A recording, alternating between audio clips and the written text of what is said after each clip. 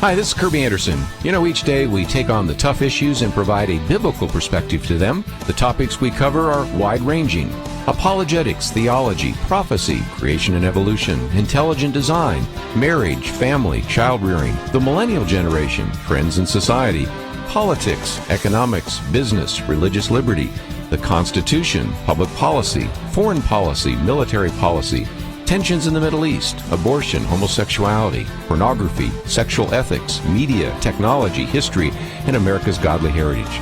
We talk about anything that affects your faith, your family, or your freedom. So don't go anywhere, because Point of View starts right now.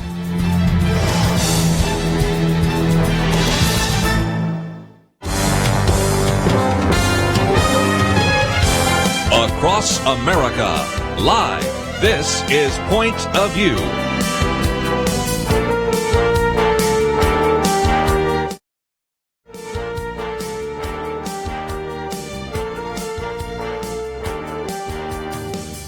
And now, Kerby Anderson. Thank you for joining us today. We are going to be spending some time in this first hour talking about an event taking place at the Hope Center, and we'll talk more about what that is in just a few minutes, and also educating you a little bit more about another ministry that's in the Hope Center. Hope Center was built a number of years ago, and one of the things that we think is so exciting is, first of all, there's a chance to work with a lot of different ministries. So you're going to learn about the faculty ministry of Cru, used to be called Campus Crusade, now called Faculty Commons. And you'll learn a little bit more about what is going to be happening in the Hope Center next month. Sue Bailey, you are joining us once again, and an individual that's been involved in strategic fundraising and development of the Hope Center, and just always great to have you in studio. Thank you, Kerby. It's always a delight to be here with you.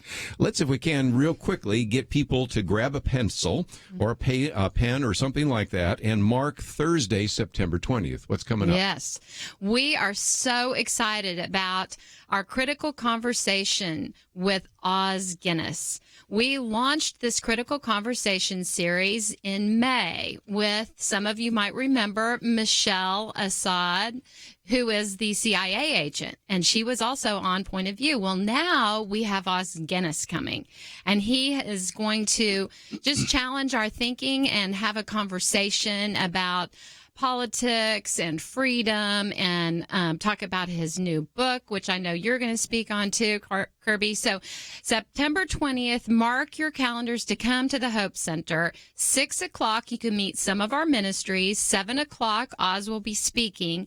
And then we will have a special treat, because Lieutenant Colonel Alan West, who is a board member for the Hope Center, will be our MC and doing the Q&A with Os Guinness, and I think that will be fascinating. Let me just mention that as you go to our website, pointofview.net, there's one link under Sue's picture, which will take you to the Hope Center, but if you scroll down, you will see one that actually says Critical Conversations. Mm-hmm. And if you click on there, it tells you the cost and the various information that you need to know.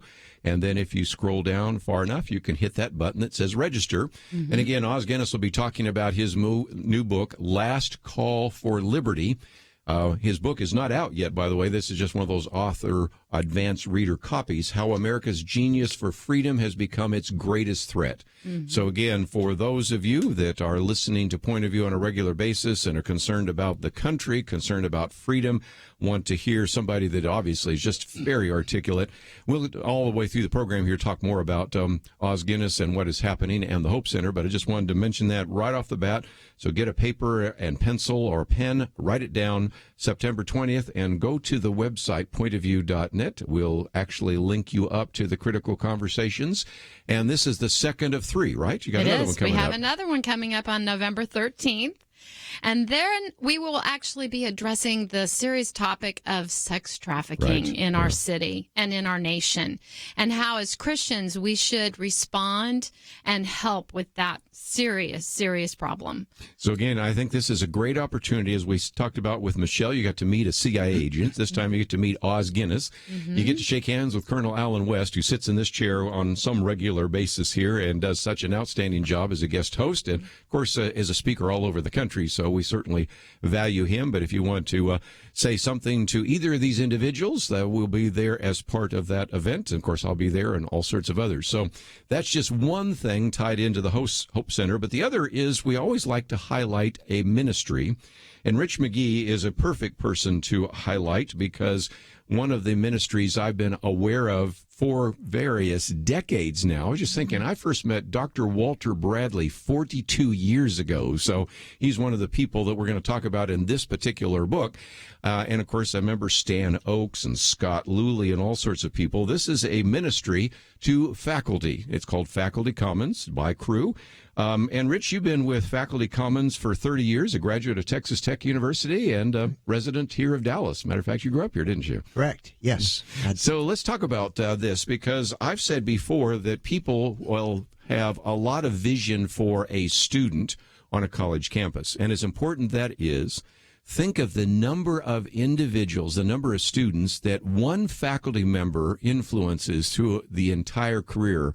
His or her career, which spans 30, 40, 50 years, has impacted an enormous number of students. And, of course, this book that we'll be talking about in just a minute really just tells some incredible stories about what happens. Yeah, that's right. And you mentioned Walter Bradley. He gave us an endorsement along the lines of what you were just saying. Let me just quote this. Walter Bradley, as you know, Kerby, but perhaps others don't, he's retired now, but for 25 years he was professor of mechanical engineering at Texas A&M. Then for 10 years, he was professor of engineering at Baylor. He helped them develop their graduate engineering program. And he says, God has used Faculty Commons in my life in profound ways for more than 30 years. They have provided critical vision of how God might use men and women like me in the university, encouraging us to trust God when we are very afraid of what people might think or do to us. Each Christian professor who identifies as a Christian will easily impact 200 students per year, softening their hearts and sowing seeds of God's love. I'm grateful to Faculty Commons for the rich investment in my life in ministry. Well, one of the things I thought was so interesting in the book is he tells the story, because I knew him when he was already witnessing and letting people know about him. But he talks about how he and his wife, Ann, thought, well, maybe we could just put up a poster in my office that talks about the fact that I'm a Christian. And he put it up, and then after a few hours takes it back down. Then he puts it up again and takes it back down, and then, later on he gets enough boldness to actually tell his students that he's a Christian. And then over time provided books like The Case for Christ. When they would turn in their final exam, they could pick up a book. And it's just interesting to even hear somebody that had to really kind of get pushed over the edge to say, it's okay. And as a matter of fact, it's preferable for you to let people know that you're a Christian faculty member. That's right. Walter still speaks for us now. We do regional faculty conferences, and about 10 a year. And so he's our speaker, especially when we have the first one at any given location. He's agreed to speak for us. He doesn't charge an honorarium or anything. He just wants to encourage Christian professors to do what he did, to identify themselves as believers and let their light shine in ways that are appropriate and legal. And so he tells them how to do that. And he also tells them how the fear Yes. factor there. Mm-hmm. And matter of fact, identifying himself as a believer in the classroom, basically just in his introduction of himself, he intended to do that. He went to class like 19 times, intended to do that. Into the So it stories. was deep into the semester before he ever did. Right. But he struggled with that, and professors do. But he's been faithful for a 42-year career, and now, even as retired, still encouraging professors to do that. We're going to take a break, and we'll talk a little bit more about Faculty Commons and the impact that professors can have in the lives of their students. If you'd like to join us, 1-800-351-1212 if you have a comment. Otherwise, you can just kind of sit back and listen to the stories today. And if you would like to know more about Faculty Commons, about Cru, we also have a link there as well. I'm going to talk about some of the things that are available on the website. And over the years, I also want to thank you for some of the articles you've collected and put together on websites. So this is a ministry that you need to know about, and we are thrilled today to talk about the Hope Center and about Faculty Commons. But we need to take one of those mandatory breaks. We'll take a break and come back with more with Sue Bailey and Rich McGee right after this.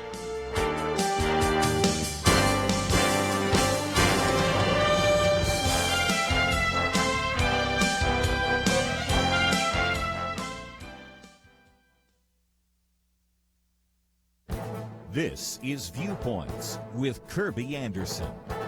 As we approach the November midterm elections, it's worth mentioning once again the need for states and local jurisdictions to clean up their voter rolls. The recent special election in Ohio was yet another reminder of the fact that there is still a lot of work to be done. The race between Republican Troy Balderson and Democratic Danny O'Connor ended up being very close. That means the counting of absentee ballots and provisional ballots will be important and could make the difference. Close elections like this illustrate the need for accurate voter rolls and the need for voter ID. One expert with the Government Accountability Institute reports that there are 170 registered voters in Ohio's 12th congressional district that were listed as being over 116 years old. In case you're wondering, the world's oldest living person is a 115-year-old resident of Japan. You would think that that fact alone would be reason enough to start cleaning up the voter rolls and to implement voter ID. But just look at the responses on Twitter when Shannon Bream of Fox News posted her tweet about 170 voters in Ohio race over 116 years old. Or look at the response when talk show host Kevin McCullough posted that this was an argument for voter ID. The responses range from claims that voter ID is racist and elitist to those who point to voter fraud that led to the election of Donald Trump. That one got me. On the one hand, they believe that Russian tampering led to the illegitimate election of the president, but also believe that there is no possibility that election fraud could occur in the recent congressional special election. One report estimates that there are 248 counties in this country that have more names on the voter rolls than the total number of people of voting age in those counties. That's too much opportunity for mischief. It is time to clean up the voter rolls. I'm Kerby Anderson, and that's my point of view. Take Kerby and the Point of View team with you on the go with the Point of View app. Search for Point of View Radio at the Apple or Google Play stores.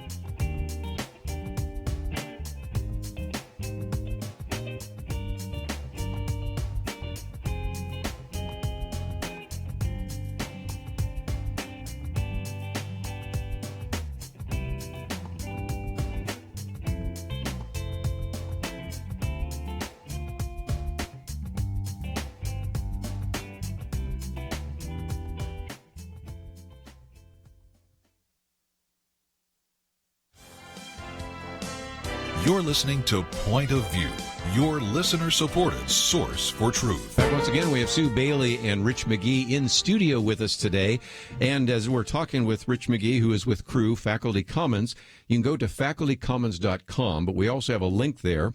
You have a place where you can join a grander story, and that's the book we'll get to in just a minute, and also some of the conferences. But Sue, you just think about one of the reasons why we wanted to cover this right now is these kids are going off to college. You've sent your kids off to college. I've sent my kids off to college. Even though they grew up in Christian homes, even though we did some apologetics around the table, you just know that when you send them off to secular you have some hesitation. And one of the things that I want to talk about is how maybe we can connect up with Christian faculty members, because if there's a Christian faculty member there, he or she can provide a lot of encouragement to some of those kids that are still kind of thinking through their Christian faith.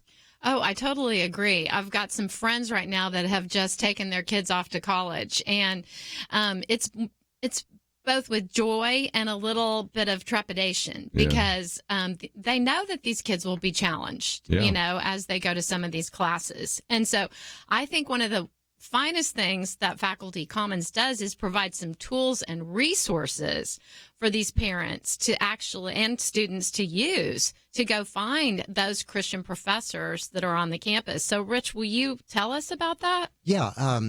Of course, we're part of Crew, and so crew.org, you can click on the tab Communities, and then there's one of the selections is locate a crew near you, and put in your zip code, and it'll list high school ministries or campus ministries or even other community-based ministries of Crew with contact information for the staff who heads things up there. often on a campus there might be 3 or 4 people listed because there's often say an international student ministry of Cru, and there's maybe one of the ethnic student ministries, and then other things like that. And so you can get a contact. As a matter of fact, I just emailed the staff at Baylor telling them about a girl from our church who's going there. I talked to her first, and she said, okay, give them my phone number. And so I did. I gave her their information. I gave them her information. And so they're going to connect up, and getting ready to do that with another kid at University of Houston. So that's how you can either encourage your child to find a ministry like Cru, or at least tell the parents. And it seems like when they land, the first thing you need to encourage them to do is try to find a Bible teaching church. And the reality is, having spoken on a lot of college campuses, they aren't necessarily the ones closest to the campus. So certainly scoping that out for your child is the first thing. Number 2, to find out if there's a campus group, a Cru or InterVarsity, Navigators, sometimes a Baptist Student Union, whatever it might be. And then also to see if there's some faculty members, because I know of individuals who say the best thing that ever happened for me is I met early on a Christian faculty member, and he would have, or she would have us over to our house and encourage us. And while you're away from your family structure, it's nice to kind of get integrated into another family structure. And some of the faculty members are really good about reaching out to the Christian kids, aren't they? That's right. That's right. And we've got a website called meettheprof.com. You can go there and type in a university or academic discipline and find professors. We're still building that out, so certainly not. We've got a total of over 2,000 professors involved. Yes. They're not all listed there yet. That's our plan, but you can find on many campuses. Matter of fact, on some like Clemson, I think we've got 20, 25 professors listed there. They give a brief testimony and some of their interests and things like that, and so they're available to students. But yeah, even in my own experience at Texas Tech, I was taking Western civilization as a sophomore, and I was a new Christian. And we got to Roman history and the origin and spread of Christianity throughout the Roman Empire. And his comments were really favorable. And that was kind of in contrast to other comments I had heard from faculty. Yep. And I got my courage up and went up to him after class and said, your comments were so favorable. I wondered if you happen to be a Christian. He said, yes, I am. And either then or later, I got my courage up again, and I said, well, how did you become a Christian? And he said, well, I was studying for my doctorate at Oxford in classics, and we were reading the New Testament in Greek, and I decided it was true. Wow. And my jaw probably dropped. And later I went to him with various questions I had. And even after the course was over, he invited me over to his home for dinner one evening, and that was impressive. It's one thing for a pastor or student ministry staff member to tell you these things or answer your questions, but it's another thing for a professor to do that. Yes.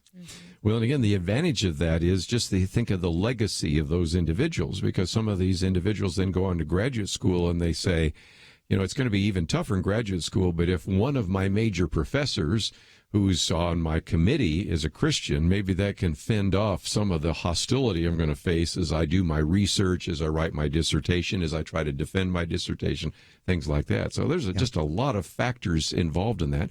Talk for just a minute about what you, with staff members on campus, I mentioned Scott Luley, for example, but there are many others that actually are with Cru full time, and you're on a campus working with those individuals. Talk about what you do. Yeah, we've got staff on about 35 campuses. Most of them are married, and the wife is involved either full-time or she's got kids at home. She's at least involved part-time. But we try to, first of all, to locate Christian faculty, and you just kind of leverage yourself. You just ask around, ask pastors, and get referrals, and then see if they're interested in meeting. And oftentimes they are feeling kind of isolated and express interest. And so to form a group, and it's kind of like being a union organizer, I guess. A lot of times a an employer doesn't necessarily have all your interest in mind. They pay your check and do a lot of good things for you, benefits. But sometimes you need another kind of group, and I guess that's a role that unions play. You need a group for support, for encouragement, for idea sharing, and of course in this case for prayer. We encourage them to pray for the campus, pray for one another, share their problems, and advise one another. And then if the Lord leads, do things. I was just talking to a professor the other day at University of Tennessee, and he's relatively new there, but he participated in a cruise outreach to freshmen at University of Tennessee. He was actually cutting meat as they served 400 kids at just a kind of a picnic thing. 300 of them signed a card indicating that they're interested in Cru and getting involved, and so the staff now will be following up with those kids. But I was so encouraged to hear that professor be involved in that way as a servant role. And I know it for the students he met, it had to be encouraging to them and to the staff, to the young Cru staff that are working with students. It was really encouraging to them to have a professor come alongside them. I want to talk a little bit about how we can help you, and I also want to get back to some of the things happening at the Hope Center. But one thing that we can do to help you, and it's on your website, is that you have about 1,500 faculty that receive your weekly email. Now, I suspect there may be some listeners right now that say, well, I know a Christian faculty member, but you may not know who that is. And even today I was writing a letter to a faculty member at SMU for something else, and it just occurred to me after I sent the letter, I should have said, are you on their email list? Because that would be an encouragement as well. So one action item, I'm going to give people a whole series of them, but one of those is if you know a Christian faculty member at any university, maybe your children came back and said, well, Bob Smith, I found out is a Christian, and he's just a new Christian and maybe needs discipleship. Or Sue Miller, maybe she has been a Christian for many years, but she did not know much that there is a faculty ministry of Cru. You can help us out by going to the website facultycommons.com and saying, here's a possible contact for you that would actually help. And when we come back, I know you raise your own support and things of that nature, so we'll certainly have a lot of action items before we're done. And Sue, let's one more time, just before we take a break, for people that just tuned in, Thursday, September 20th, it's going to be a very important day, isn't it? Yes, it is. We're so excited. We had about a little over 300 people come to our first critical conversation. So there will be limited seating. We will be maxed out at 500. So please put on your calendar to attend. The cost of the ticket is reasonable at $30, and you do meet some of our ministries. You receive hors d'oeuvres and beverages, and then a wonderful evening. So we might talk about some of the people that are sponsoring this right after the break. And again, all that information about Faculty Commons and all the information about the critical conversations and all the information about the Hope Center is on our website, pointofview.net. But again, we have one of those mandatory breaks. Let me just mention again that if you do go, you will hear Os Guinness talk about his book, The Last Call for Liberty. But we need to take a break, and we'll continue our conversation with Sue Bailey and Rich McGee right after this.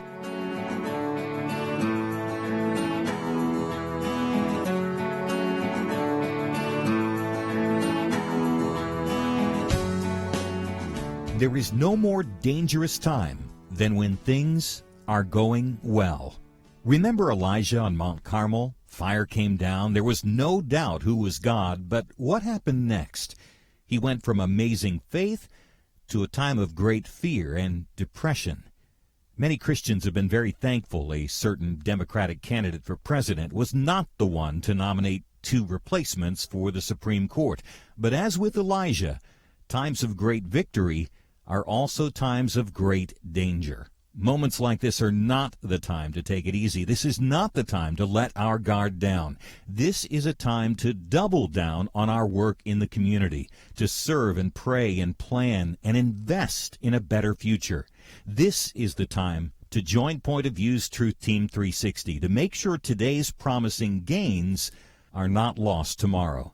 Show your commitment to our future by visiting pointofview.net/team or call 800-347-5151. Ask to join the Truth Team. Pointofview.net/team and 800-347-5151. Point of View will continue after this.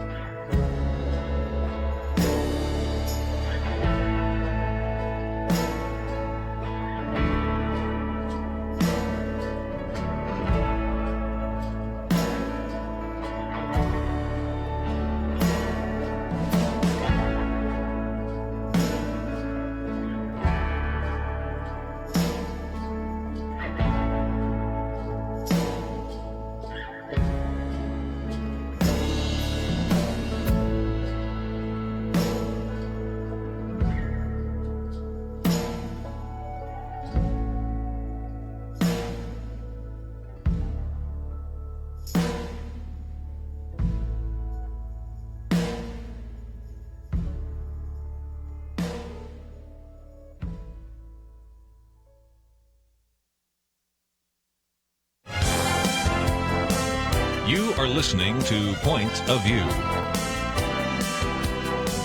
The opinions expressed on Point of View do not necessarily reflect the views of the management or staff of this station. And now, here again, is Kerby Anderson. Back once again, if you'd like to join our conversation, 1-800-351-1212, or just sit back and listen. And we are privileged to have in studio with us a little bit longer Sue Bailey and Rich McGee. And Sue, let's, if we can, talk about the Hope Center. First of all, these critical conversations with Os Guinness. Again, people should mark their calendar September 20th. If they actually get a table, you'll talk about what that means. They can come at 6 o'clock. Otherwise, the speaker starts at 7. And talk about some of that, because you have some sponsors, you have sponsorship, you have tables that people people can obtain. And when you say space is limited, you're not kidding, because last time I had one table, this time I already have 2 tables, because everybody wants to hear Oz Guinness, right? Yes. Well, first, I just want to explain maybe a little bit about the Hope Center. Sure. Some of you all out there may not know what the Hope Center is all about. And it's at Custer and right there at George Bush. And there are 43 Christian ministries in that building. And the nice thing is that they pay half of market rate rent. So in that particular location for an A-plus building like the Hope Center, they would typically be paying about $30 rent. And we charge them $15. And that comes with all of their electricity, their IT. We have these lovely common spaces that they can use for free. And so we have about 30 on the wait list. So our goal is to, have another Hope Center maybe someday. But the exciting thing is that all of those ministries are sharing Christ. Right. Both in North Texas and around the world, in whatever way that God has creatively challenged them. So we have Faculty Commons, we have orphan care ministries, we have counseling ministries, we have church planting ministries. There's just a plethora of different types of ministries in there that are actually just the hands and feet of Christ, with servant hearts. So we encourage one another. We collaborate together. We have synergy groups on different topics and focus areas. But all of that takes some extra funding to kind of meet that gap so that we don't have to charge the ministries extra rent or service charges. Right. So that's why we have these critical conversations. These speakers are coming in for us, and we get to host them. We also get to charge a ticket price. But one of the nice things is that the sponsors, which is a table of 8, it's $500, and they get to come early and meet Oz Guinness at 6 o'clock. They will also receive a pre-release of his book, which is not due out till October, but we will have books for our sponsors that evening that he can sign. You can get a picture with him. So that's one of the creative ways that God's given to us to raise extra funds for our ministries to stay there. I might just mention, too, that if you've been listening to Point of View any length of time, you've heard from so many people that are in the Hope Center. Kelly Shackelford is here every Friday, or if not, Jeremy Dice or Michael Berry or somebody like that's First Liberty. We've had people here from E3 Ministries and Marketplace Chaplains and East-West Ministries. Of course, Josh McDowell fits into that category. And today, of course, we got Rich McGee. Right. So just a lot of those. So you have some sponsors. We do. And things, we have already got some sponsors signed up, and we'd love to have more. But I'd just like to thank Thrivent Financial and Patriot Mobile, and then also Probe Ministries, which is in the Hope Center, and then Point of View. And so all of those ministries will be with us and supporting us that evening and meeting Oz. So if the listeners would like to be a sponsor, bring a table and meet Oz, they can go on that website, and it's $500. And again, I'm on the second floor with you, Rich, and I think you would have to say that this has been a tremendous benefit for your ministry, hasn't it? Oh, yeah. We're definitely one of those that it's cut our expenses a third to a half, and not just the rent, but the things like utilities and internet, that instead of having to secure that ourselves, we're sharing just the economies of scale that it gives us. Yes. And the meeting places, the boardroom, it's so beautiful there on the second floor, and the other boardrooms and meeting rooms that are free. Just sign up, first come, first serve for the tenants of the building. Yes, and we have that large conference room that will seat about 500 to 600 people. That is completely free for the ministries to use for their luncheons or dinners or meetings or whatever. Yeah, we brought all of our staff in from around the country every January. I've seen that. For 3 or 4 days, and for the last 3 or 4 years in a row now. They love the building, love coming here. And we have a cafe there, and so even if you're in the neighborhood, Cafe 619, come by and have lunch or dinner. Lunch or breakfast. Yeah, or they'll cater food, or they'll let you bring in catered food. Chick-fil-A or something, bring bring that in. So it's really, really nice. The other thing I love about it is synergism, because, I've worked with Faculty Commons over the years. I've jokingly said that it used to be that when Kelly Shackelford and I would get together, I'd get in a car and drive over to 18th Avenue, and it would take about 10, 20 minutes to go climb up the stairs and talk with him. Now I just go down an elevator. Used to be when I had connections with ACSI, because we've spoken to a lot of ACSI conferences and things like that. That would be almost a 30-minute drive to the other end of Dallas to actually meet with anybody with ACSI. Sometimes Josh McDowell and I would like to get together. He is literally across the hallway when he's there, and when I work with some of his people, I just go out one door. I don't even walk 20 steps to that door, and of course down the hallway you're there as well. So there's a synergism that I experience. And, of course, a lot of these ministries with orphan ministry and things like that, there's all sorts of synergism. Noel Boucher's been with us before. I used to know about him, but could never meet him because he was too far away. Matter of fact, the headquarters used to be in Ohio, so I wasn't going up there very often, and now he's just on the same floor. So these are benefits that have come from the Hope Center. So I hope people will not only go to the Critical Conversations series, but also just find out how they can maybe support the Hope Center. Well, yes, and I am happy to give tours to groups. We have groups come in and ask for tours. We're happy to do that. So, again, on our website or email me, and we'll put something together. Rich, let's see if we can talk about how we can help you. I mentioned for a minute we could have people identify a faculty member that might be a Christian and help you out. What can you also have a way to help faculty members get tuition and things like that. So talk about some of the other resources that are available. Tenure, we help faculty with tenure. We have a tenure seminar that's really, it's like, if you're not familiar with it, it's like making partner in a law firm. It gives you a status and a security, and it's a real felt need for young professors if they're on what's called a tenure track. And so we've got experienced professors like, again, we mentioned Walter Bradley and faculty like that will teach a seminar. And at one university, our staff had been there so long, the university just gave them the list of all the untenured faculty that they had and said, you're free to invite them all if you want to. Normally we just do word of mouth, but there they've got such a good relationship. So about 40 young professors came to that. Actually, Walter did lead that one.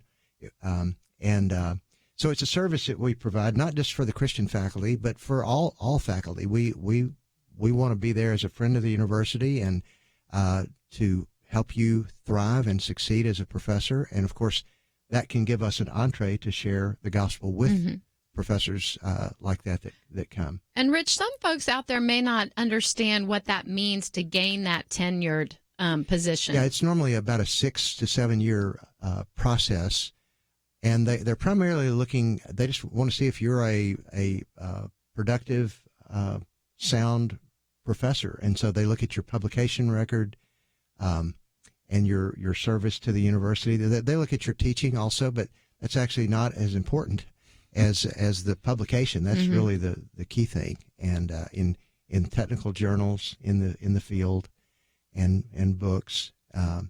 So and then it gives you a certain amount of security. Some people are uncomfortable with that because they think that you can just do anything, and that's not completely true. Certainly, moral grounds would be grounds for dismissal and other things like that. But it does give you the kind of security that, again, making partner in a law firm would give you. So if a Christian professor became tenured and then was sharing their faith in their class with their students in an appropriate manner, and the school found out about it, they would not necessarily be dismissed for doing that, right? They would have a lot more job security on that. So it's important that we help young Christian professors succeed in tenure. That's probably how we started doing that, because we wanted to see more believers make it to that position. Let's take a break. When we come back, I know you have a story about your son with a physics professor, and I think it just underscores the need. Let me also mention, we've been holding up this book, A Grander Story, and another way that you could be an encouragement is you have these books available through Crew, right, at Faculty Commons, correct. And maybe you know a Christian faculty member that would really be encouraged by this. So, again, that's another resource, and we have all that information on the website, facultycommons.com is available there. Of course, we also have a link to the Hope Center and also to Critical Conversations. So right today, pointofview.net, kind of your one-stop shopping. So we're going to take a break, and we'll continue our conversation with Sue Bailey and Rich McGee right after these important messages.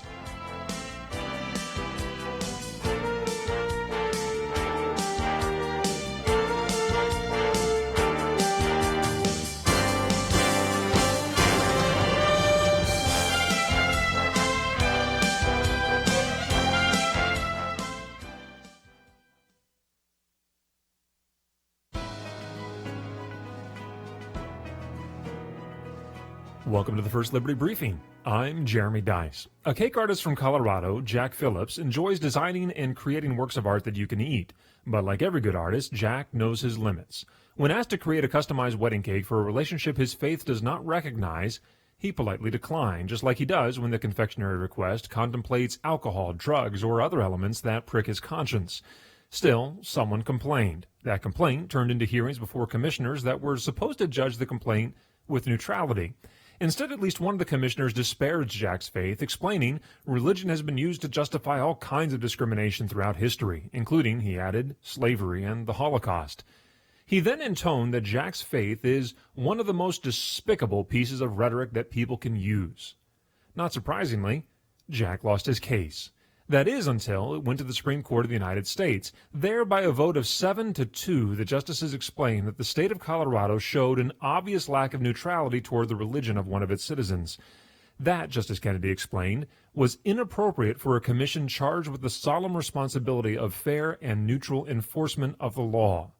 No one in America should be forced by the government to choose between their faith and their livelihood, not even cake artists. To learn how First Liberty is protecting religious liberty for all Americans, visit firstliberty.org. I'm Kelly Shackelford, President and Chief Counsel of First Liberty Institute. Some people think our religious freedom will soon be gone, but that's not true. The fact is that First Liberty, a national network of America's top attorneys, is winning over 90% of our cases. We defend religious freedom for people like you. Go to firstliberty.org and read the exciting story. That's firstliberty.org.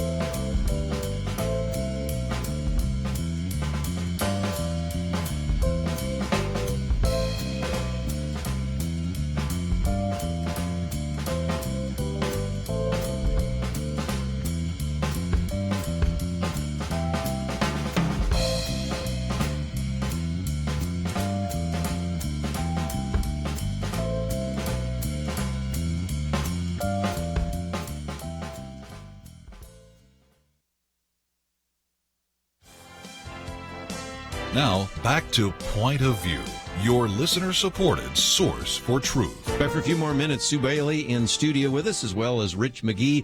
And Rich, before we go any further, there's a story I wanted you to tell. And again, Rich McGee is with Faculty Commons, but your son had a chance to interact with a professor. I think it was a physics professor. Tell us the story. Yeah, I was down at the University of Texas. His sophomore year, he was taking physics, and so he calls his mother and me, and was talking to us, and he said, "Hey, my physics professor is a Christian. He was introducing himself to us in class, and said he was a follower of Christ." And so we were just so excited, and we've spent our whole career trying to get professors to do this, and so for our son to benefit from that and be encouraged from it was really a nice blessing. You know what I think of? I've noticed in the old days before I did this show, I used to travel and speak on college campuses all the time. And what I noticed is some places, and I'll just use Texas A&M as one example, they would in the battalion put a thing out during Easter. We believe that Jesus Christ rose from the grave. And then there you go. You got one right there. And then have the names of all the professors. And I'm starting to see that more and more, so that a kid who maybe doesn't have a lot of initiative like your son might have, that they can find that in the newspaper and go, oh, wait a minute. That professor that I've been taking a class from, he hasn't really flown the flag very high, but turns out that he or she actually is a Christian. So that's another way in which some of our listeners can get involved, right? Yeah, that idea actually started at Texas A&M back in the late 80s. Yes. And just the one I brought here is from North Carolina State University, and there must be 150 names on there of professors. So there's still campus newspapers, and even in this age of the internet, although they can post it there also, and because most of our groups have their own website, and so it's a way that one of the ways that can encourage a Christian professor to identify himself or herself as a believer, and we hope be an encouragement to the Christian kids on campus, and for the non-Christians, at least make them think that, well, maybe you can be smart enough to have a PhD and still be a believer. That's really so. And again, that's part of the problem. Sue, you can relate to this. The kids go off to college. Yep. They're away from their family. They're not going to their home church, and they think they're the only Christian on campus. Exactly. And then to meet some other Christian kids through Crew or InterVarsity Navigators, or to find out there's actually Christian professors with a PhD.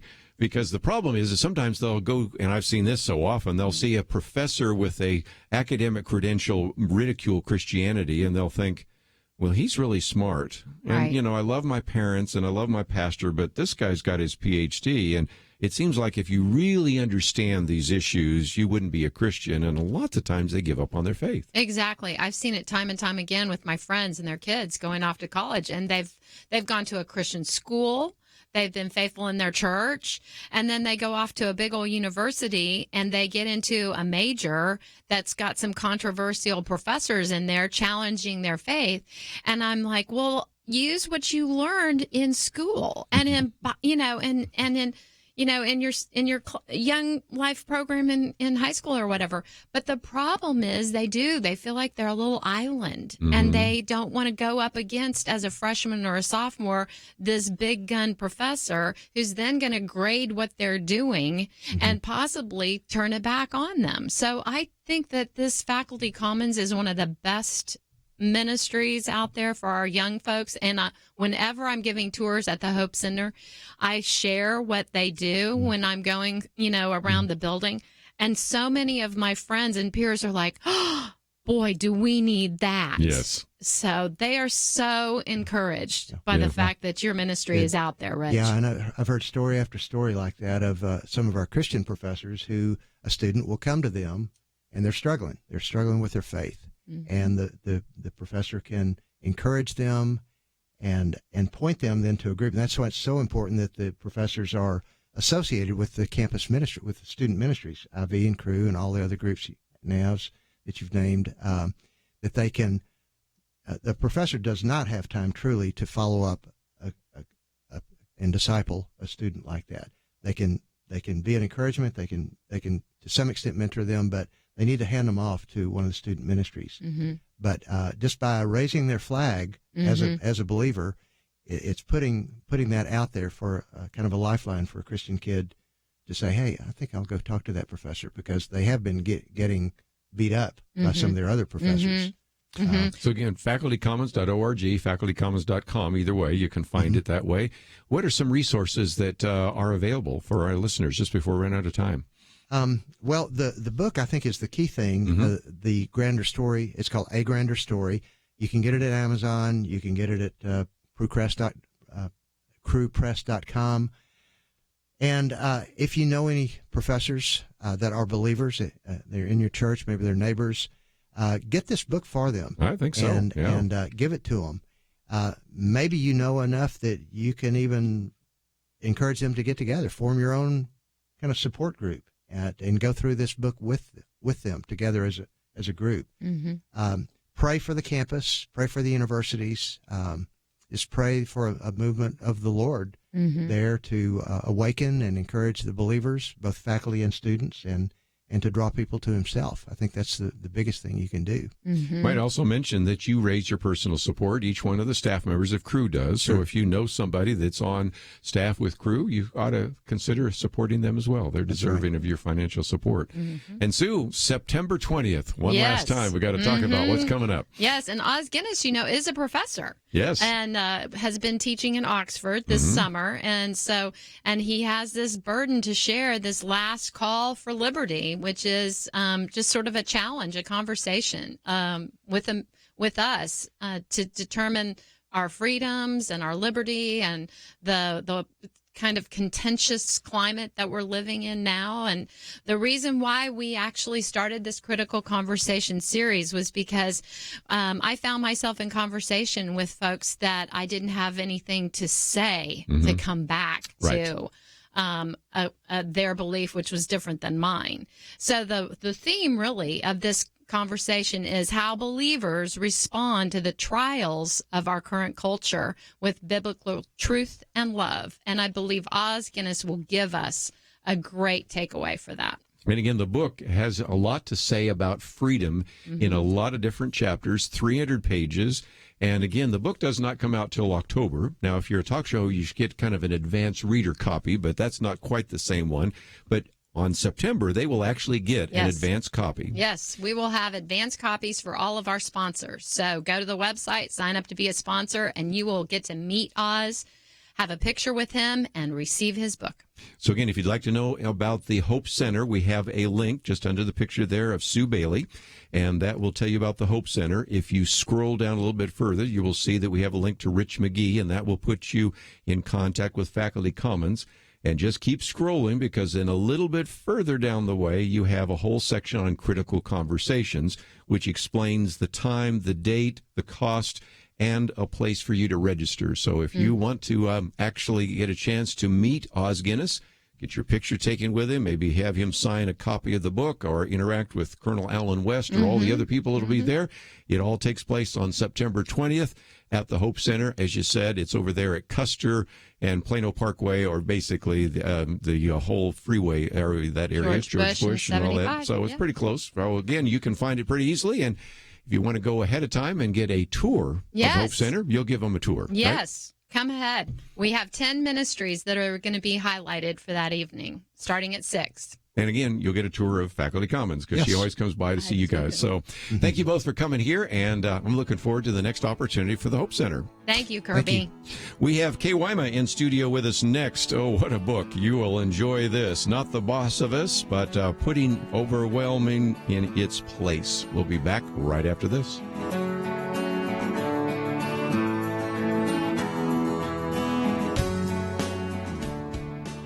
It wasn't long ago, it seemed, every official decision brought religious liberty and our ability to live as faithful Christians into question. Some of us wondered how long it would be before we were literally forced to choose between obeying God or men. That pressure seems to have subsided just a bit, and now is the time not to take a breath, but to work as hard as we can for the future of our nation. Thanks to you, Point of View is doing just that. And our special thanks to those who have become members of Truth Team 360. In football, 22 guys battle it out on the field while 40 or 60,000 watch in the stands, and perhaps hundreds of thousands more watch on television. We need a special few to get out of the seats and into the game. Join today by calling 1-800-347-5151 and ask to join the Truth Team, or visit us online at pointofview.net/team. We really do need you. The nation needs you. 800-347-5151 and pointofview.net/team. Point of View will continue after this.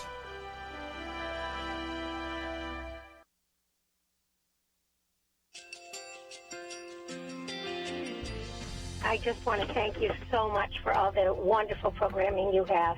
You're just absolutely fantastic. I recently started listening to Point of View, and I really found it interesting because of the different subjects you cover. Thank you for that. I really appreciate everything that you do in keeping us informed. Thank you, Kerby, for everything that you have been doing. I appreciate all the work that you're doing, advocating for the Word of God. Thank you so much.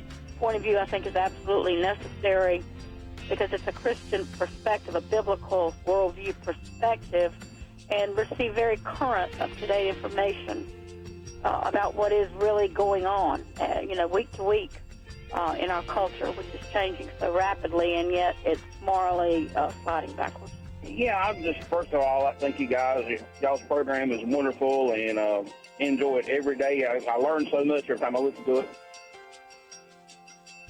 Point of View Radio Talk Show.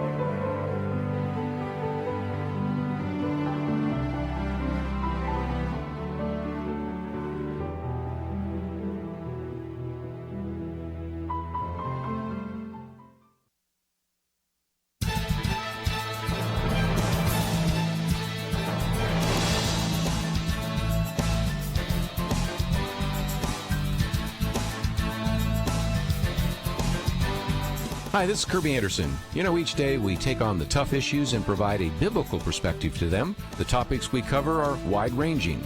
Apologetics, theology, prophecy, creation and evolution, intelligent design, marriage, family, child-rearing, the millennial generation, trends in society, politics, economics, business, religious liberty, the Constitution, public policy, foreign policy, military policy, tensions in the Middle East, abortion, homosexuality, pornography, sexual ethics, media, technology, history, and America's godly heritage.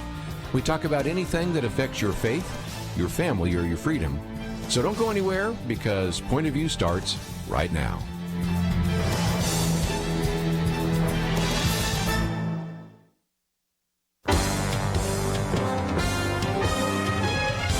Across America, live. This is Point of View.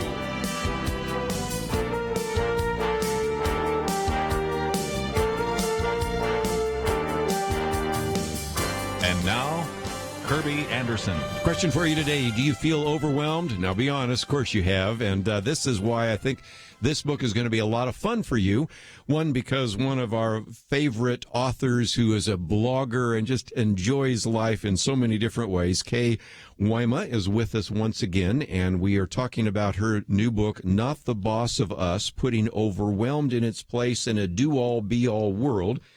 Former White House staffer, international banker, mom, and blogger. We know you as much from the blog that everybody has had a chance to read, and we've got a link to your website and some of the other material on our website, pointofview.net. So welcome back to the studio. It is always a pleasure. Thanks for having me. I think you've seen this studio once because you were picking up Max Lucado. Yes, on that car ride. That was hilarious. But other than that, this is kind of the first time to be in the studio, because you've been in the old studios and recognize what we had to go through.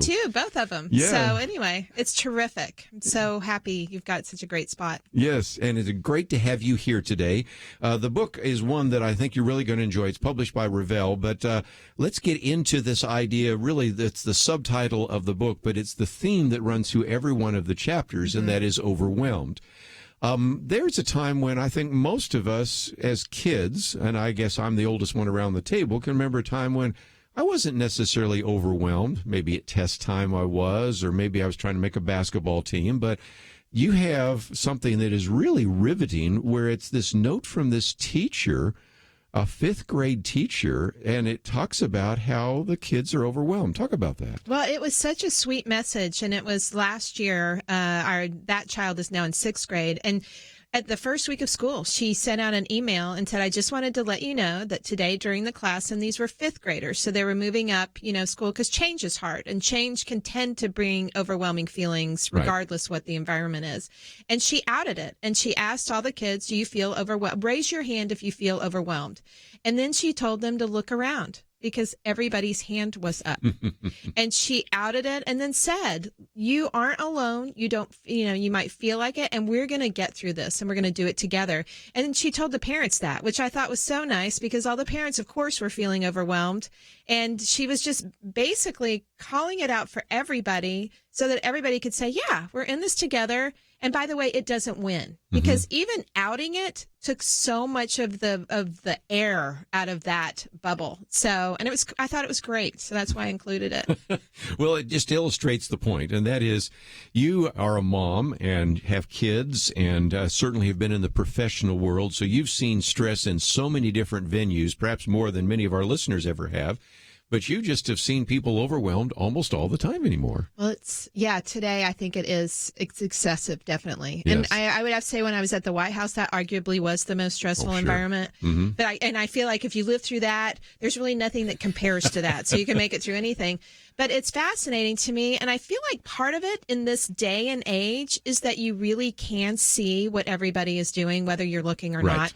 And we know that what you see is a picture. It's not really the picture behind the picture, but it doesn't matter, because we still see it. And it's kind of goes along Shakespeare saying, life is on a stage. Well, it literally is played out on a stage 24/7 right now. And I think that's part of it.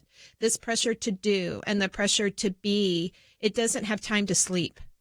So people feel it. They live their calendars through it. It's hard for people to have white space on their calendars, because they feel like that somehow is an indictment that they're a loser, instead of possibly just having the space to breathe. And that's where I landed writing this book, because I feel like those do all be all pressures, they dupe us and they fool us into thinking we have to act that way in order to be okay. And it's not true. And I'm like, why do we give so much time and so much thought and so much credibility to this environment that really is societal? Yes. Because it isn't the same. I loved how you started it, because it's not the same. And by the way, it will change in 20 years. So are we going to really hand over the reins to something that isn't even going to exist for very long? It's like, no, why not? Why not anchor in truth? And that's kind of how I go through the book. Is like, yeah, not so much. We're not doing that anymore. That is so helpful. And again, for people that don't have the book in front of them like we do, 12 chapters, and really 11 of them are basically, rather than be overwhelmed by fill in the blank, be overwhelmed by something positive. And so I love in case of this, do this. If this is overwhelming you, try this. And it is so well written. So again, this is something which I know all of us will enjoy reading in our own personal time. But the way you've put this together, I'm thinking this is a small group study as well, don't you think? Because you could just break this into lots of times, especially even a Sunday school class, they'll say, well, we got 13 weeks and a quarter. I mean, it's sort of almost perfect there for that. So it's something else to think about in terms of going through that together. And don't you know occasionally, Kay, that when you say, it's like the kids, how many are overwhelmed? If you get with 3 or 4 other women right now after this, and you go to lunch or something like that and say, anybody overwhelmed? Oh, yeah, man. Everybody has that feeling. This would be a good antidote to that experience. Well, I had a great opportunity last week to have a media run in Canada. And they tweeted again just yesterday, kind of like, and it says, hands up, ever felt overwhelmed? And this is why I wrote the book. One person responded, every day, all day, to the point I cannot be in the moment and enjoy little things, prompting borderline depression. And it's like, no, it doesn't get to have that power, because it's stealing from this person's day, and it steals from anybody. It steals from you any moment. And it's like, no, don't do that. You don't have to go down that road. And so I don't know. I feel like that together it is one thing that we can walk through, and it actually requires a lot of together, which is nice. So again, you'll find that as another way in which you can use this book. About 200 pages.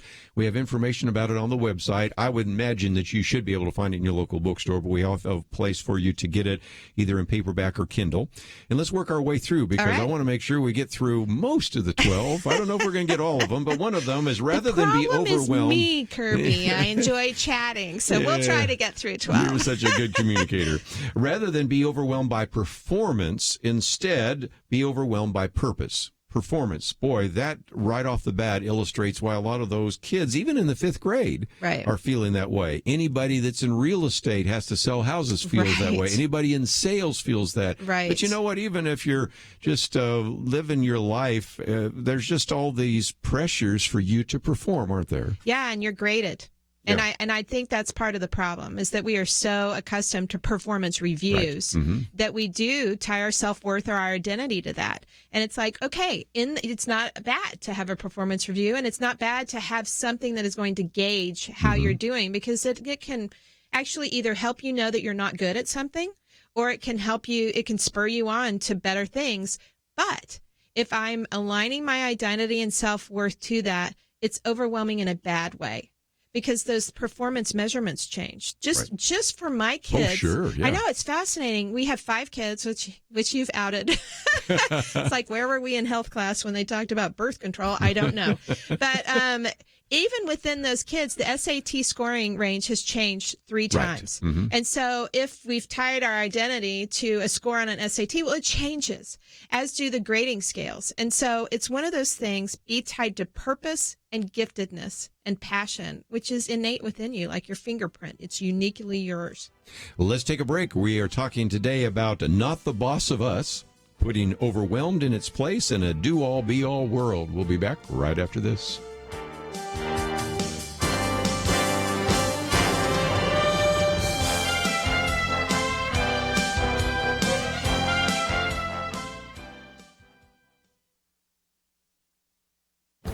This is Viewpoints with Kerby Anderson.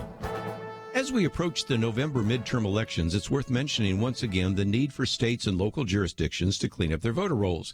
The recent special election in Ohio was yet another reminder of the fact that there is still a lot of work to be done. The race between Republican Troy Balderson and Democratic Danny O'Connor ended up being very close.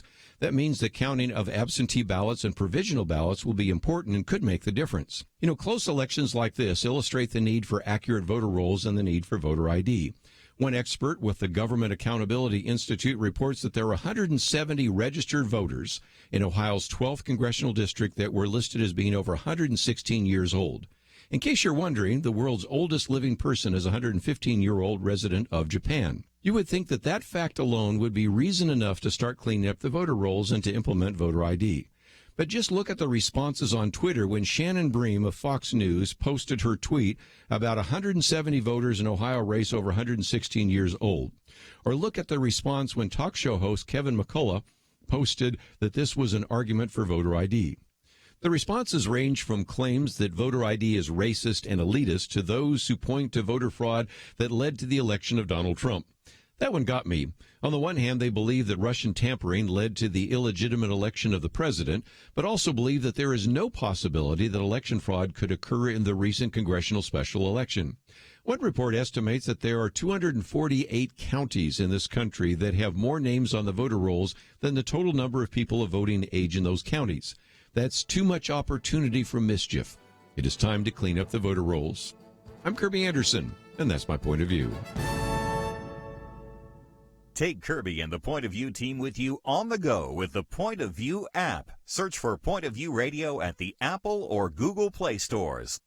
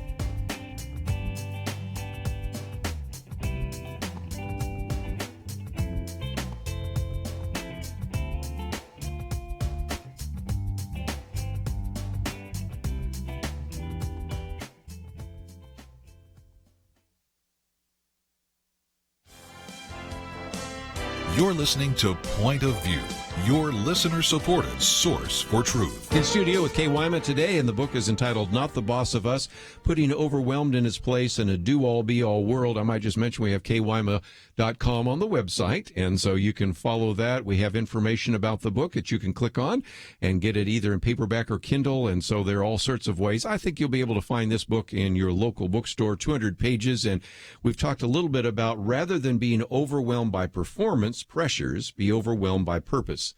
Okay, I got to get to the next one for sure. Rather than be overwhelmed by appearance pressures, be overwhelmed by beauty. The words and the images and the messages we send now to both, especially our young girls, but to everyone in our society about appearance is devastating, isn't it? It is tough. It is tough. And it doesn't take much to see how ridiculous it is. Because if you look back through the generations, and we were just talking about this, you can go and find very, very great information on the internet about just even through the decades, what a body type was celebrated. And if you even look at the generations, if you go through the generations at what body types were celebrated, they were very different. And people are born different sizes. Like you were born genetically either a little healthier or a little thinner. And Twiggy herself in the 1960s, she had nothing to do with how waifishly thin she was, and yet it was so celebrated. And then again, we tie our identity to a tag size, which is bizarre because that is a piece of paper with a number on it. And a good friend of mine and I were driving the other day, and she just started hooting and laughing because she had gone in to buy a dress for an event, and the salesperson brought her 3 different outfits. One was a size 10, one was a size 6, and one was a size 2, and she fit in every single one of them. And it was like, and she was like, I took the 2, because it made her feel a little better having that 2. But the crazy thing is that you could walk out of an establishment feeling a certain way about yourself because of whatever that number on that tag is. And it is a piece of paper. And it's like, am I going to hand over my worth again to something like that? That really informs, but not so much, And I think Dove is very interesting. They've done a lot in this realm to try and help women be able to say the word beauty. Beautiful. Yes, right. Because we don't believe it. And you for sure very happily will say it about somebody else. And they did a survey showing that 90% of women are happy to say it about somebody else, whereas a very minor percentage is happy to say it about themselves. And they even did a kind of an experiment at a mall, putting on the sign on a door, one door that said average and the other door said beautiful, and then filmed who walked through each door. And it's fascinating how many people chose average. Oh, sure. Unless they had someone with them. That pulled them into the beautiful side. And they would sit there and go, you're beautiful. And so here is the deal. You are beautiful and you're created exactly how you are. And the other beautiful part is that the Lord actually is the one that's looking on the inside, not on the outside. And so it's like, could we for a second be overwhelmed by soul beauty rather than outward beauty? Just for a second. I know it. And it's like, live in that for a minute, and then maybe tomorrow live in it a little bit longer and a little bit longer the next day. Because when you do that, it gets your thoughts off yourself. And that's the problem with so many of these things, is that we get anchored onto ourselves with such negative self-messaging. And it is just a waste of time, because I think we forget whose we are and that you really are created in the image of God. And it's so powerful. And it's like, could we please be overwhelmed by that instead of the other, especially these girls? But I feel like, just finishing this one up, I feel like it's so important for the people in the lives of these girls to put on the oxygen mask on themselves first.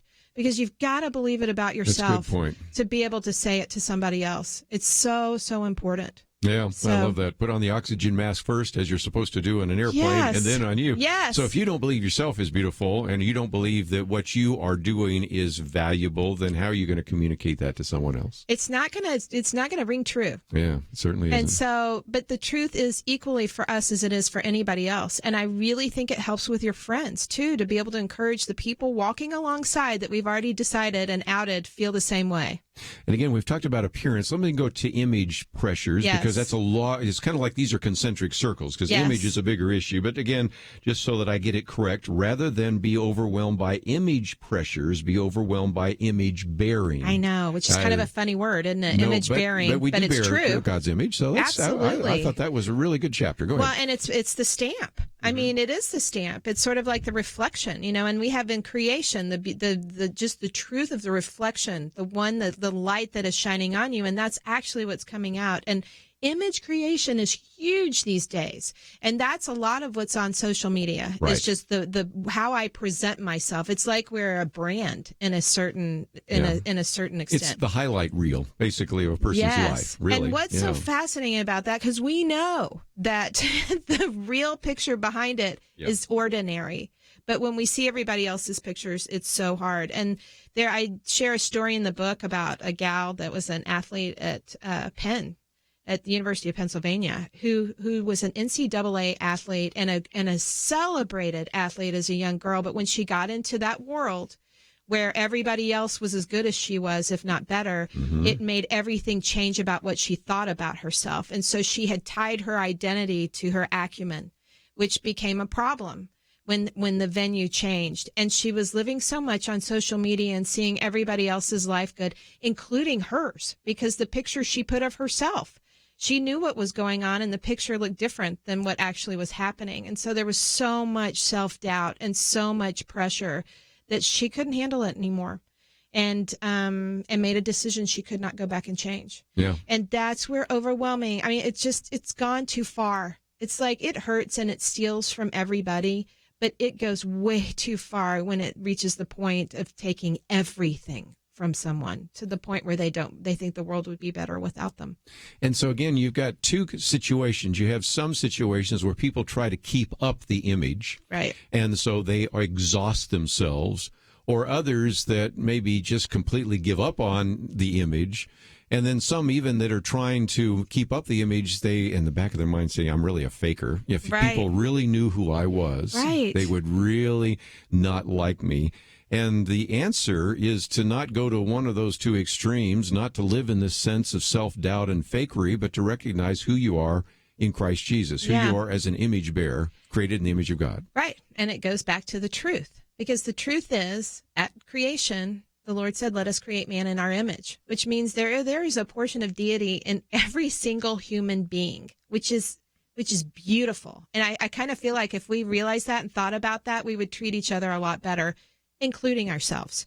I think we're harsher on ourselves than anybody else. And it's the stamp. I use a story in the book, just even in my son, with these he was gathering coins, and we pulled out the coins at one point, and I was like, do you realize that these come from a sheet of metal? And before the stamp hits it, they all look the same. But when the stamp hits it, that's when it becomes a quarter. And by the way, you have been stamped.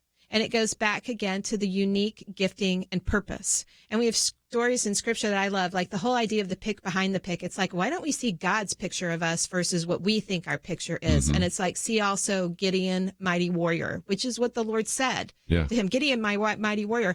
And here's Gideon hiding, and he's afraid, and he's hiding things from the Midianites. And it was the last thing in his mind that he would have been a mighty warrior. Yeah. Or you have Hannah. Or you have Sarah, a mother of nations. She's 100 years old without a baby. How could that be? And it's like the purpose that was set forth in her is actually reality, instead of these pictures that we think are reality. One of the other ones you talk about is being, rather than being overwhelmed by formulaic right-way pressures, be overwhelmed by perfect imperfection. Yeah. That gets into this idea of and of course you even have a Michael J. Smith, I should say, comment, about the fact that I'm not going to confuse excellence with perfection. Of course, you used that in a previous article, but I thought it was really good. Excellence I can reach for, perfection is God's business. Yeah.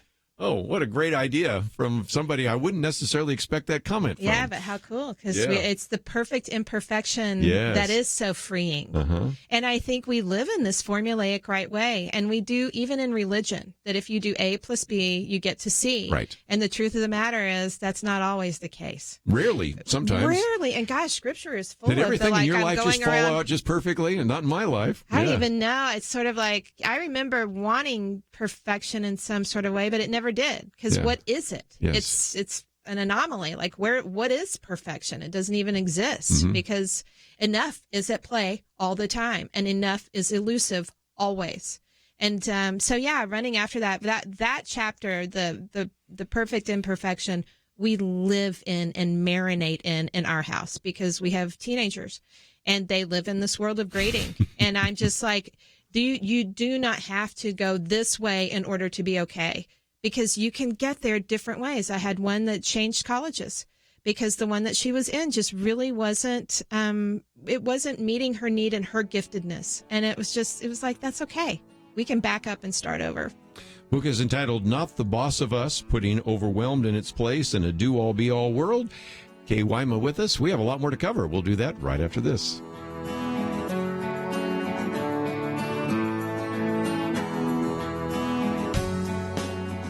There is no more dangerous time than when things are going well.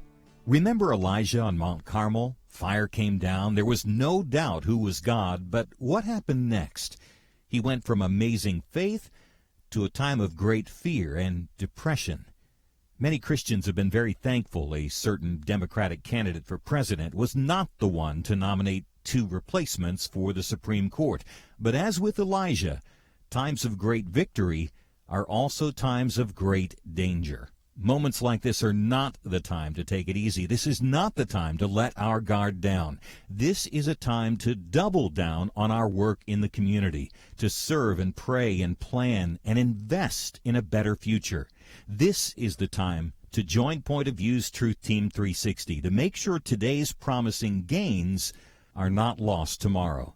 Show your commitment to our future by visiting pointofview.net/team or call 800-347-5151.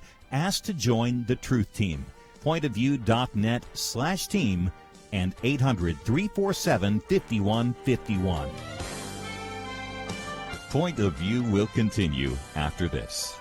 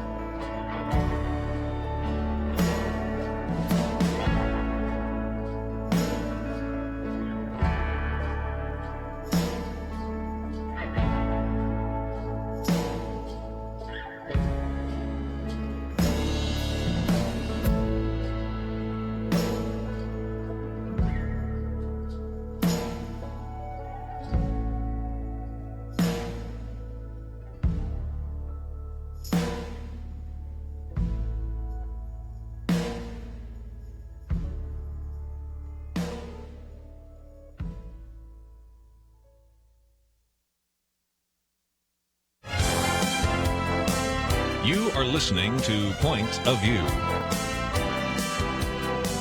The opinions expressed on Point of View do not necessarily reflect the views of the management or staff of this station. And now, here again is Kerby Anderson. Back once again in studio with us today, Kay Wyma. And again, if you'd like to listen to this again, of course, we make it available both as a podcast and because she's in studio, also on the YouTube channel. But let me, for just a minute, before I get back to the book, talk about kaywyma.com. You have your blog, which I love people to go to, and people love that blog, and people will actually sometimes tweet it out or send emails out. She said this. Can't be what she said. Of course, you also have information about the book, Not the Boss of Us, Speaking, Media, and Others. What will people find when they land on the website? Well, also, we do a little fun video podcast, which we sort of talked about earlier when I put Max Lucado in the car. God bless him. He was a brave soul. Right there. I know. But no one knows what they're getting into. But I have found that people really talk in the car. I think it's because you don't look at each other. It's the only time my kids talk to me. So that's on there. And then there's a link to a Bible study that we do that has, I think the resources are great. And it's just fun. It's a neighborhood Bible study is what we call it. But it's all, it's funny because I sit there and go, it all leads back to one thing, and that is walking the road together. I think it's so important. It's like if we were supposed to be on this planet by ourselves, we would be. And we're not, because we help each other. Right. And that's a big part of this topic of overwhelmed is walking it together, calling it out together, having safe places where we can talk together. Well, again, that is all available at the website. Yes. Again, this book, about 200 pages, and it is, again, Not the Boss of Us, putting overwhelmed in its place in a do-all-be-all world, and I think you really will enjoy it. Probably can find it in your local bookstore, but if not, we have a place for you to get it, either by paperback or Kindle. While we're talking about people and groups, one of those is rather than be overwhelmed by group pressure, there you go, be overwhelmed by belonging. You have teenagers. I've had teenagers. We can relate to that. But group pressure isn't just a teen thing. It's certainly shows up a lot, even in adult life as well. These group pressures. Talk about that. Well, and being a part of a group are those things that we think define us. And it could be like your school, your alma mater, and it makes you a certain thing. For kids, it could be a sport, a team. It could be all kinds of things. My goodness, even honor societies or things that we do to gather together that actually, again, opine into our self-worth. And groups are not a problem. They're not a problem. It's when we hand over our worth or our identity to it that it can be overwhelming and an issue because groups change. And I tell a story in the book about one of my kids as they moved into, change school because changing is overwhelming. So recognize it at the get-go. By the way, that's overwhelming. So be sure to be calling out truth. And somewhere along the way, someone had said to him, you need to be a part of X in order to be okay and to have a place to sit in the cafeteria. And he believed it. And for him, it was football. You have to be on the football team in order to be okay. Well, he didn't like football, so he was fine saying no to that. But it was like this search to find the group in order to have a place to sit. And I asked him, who told you that?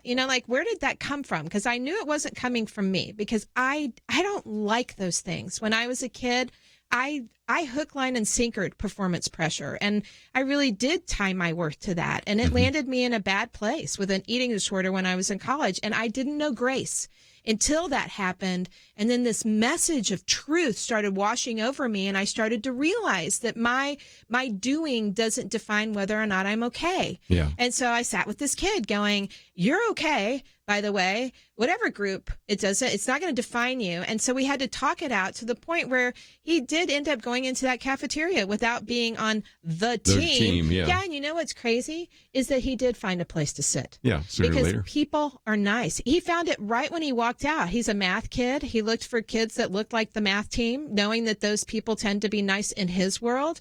And he walked up and said, can I sit with you? And you know what the answer was? Yes. And it was a group of seniors that were very happy to have a freshman kid sit with them, which we would think would not be possible. But because thankfully he didn't hand over his identity to something that someone had told him was the only way to be okay, he stepped out on a limb and found a place to sit. And we can too. It's like wherever you are, we all have that. And may we be the welcoming one that says, come and sit with me. Well, and again, as you were talking about that, I think some people would say, well, that's really sad that happens to teenagers, but I'm an adult. That never everybody. Happens. And what I thought about when I was looking at that chapter is how sometimes when we do these men's retreats, you women, you get together and you form those steel magnolia groups instantaneously. But it's a steel magnolia. It's TikTok. The group is locked, even as adults. Even as that. But for the guys, I do men's retreats, been to men's retreats, and sometimes I'll say at a men's retreat, you need to introduce yourself, but not say what your profession is, not what your occupation is. That's so good. And what that does is pretty much silence a lot of guys because it's like, I don't know. I'm a doctor. I'm a lawyer. I'm a businessman. I'm oh boy. They're finding that almost all of their worth is tied up in the group pressure. All of their worth is tied up in their identity, which gets back to one of the other chapters in your book. And so it's, again, one of those questions where you say, really, who am I? Because it hits what you're hitting is safety. Am I safe? Do I belong? And the answer is, according to truth, yes, you absolutely belong. And belonging actually is a core human need. It's a desire that's like in the chain of what we need in actually to be okay. And to allow truth to inform that, you belong. And it was a great cost. Your worth is so great.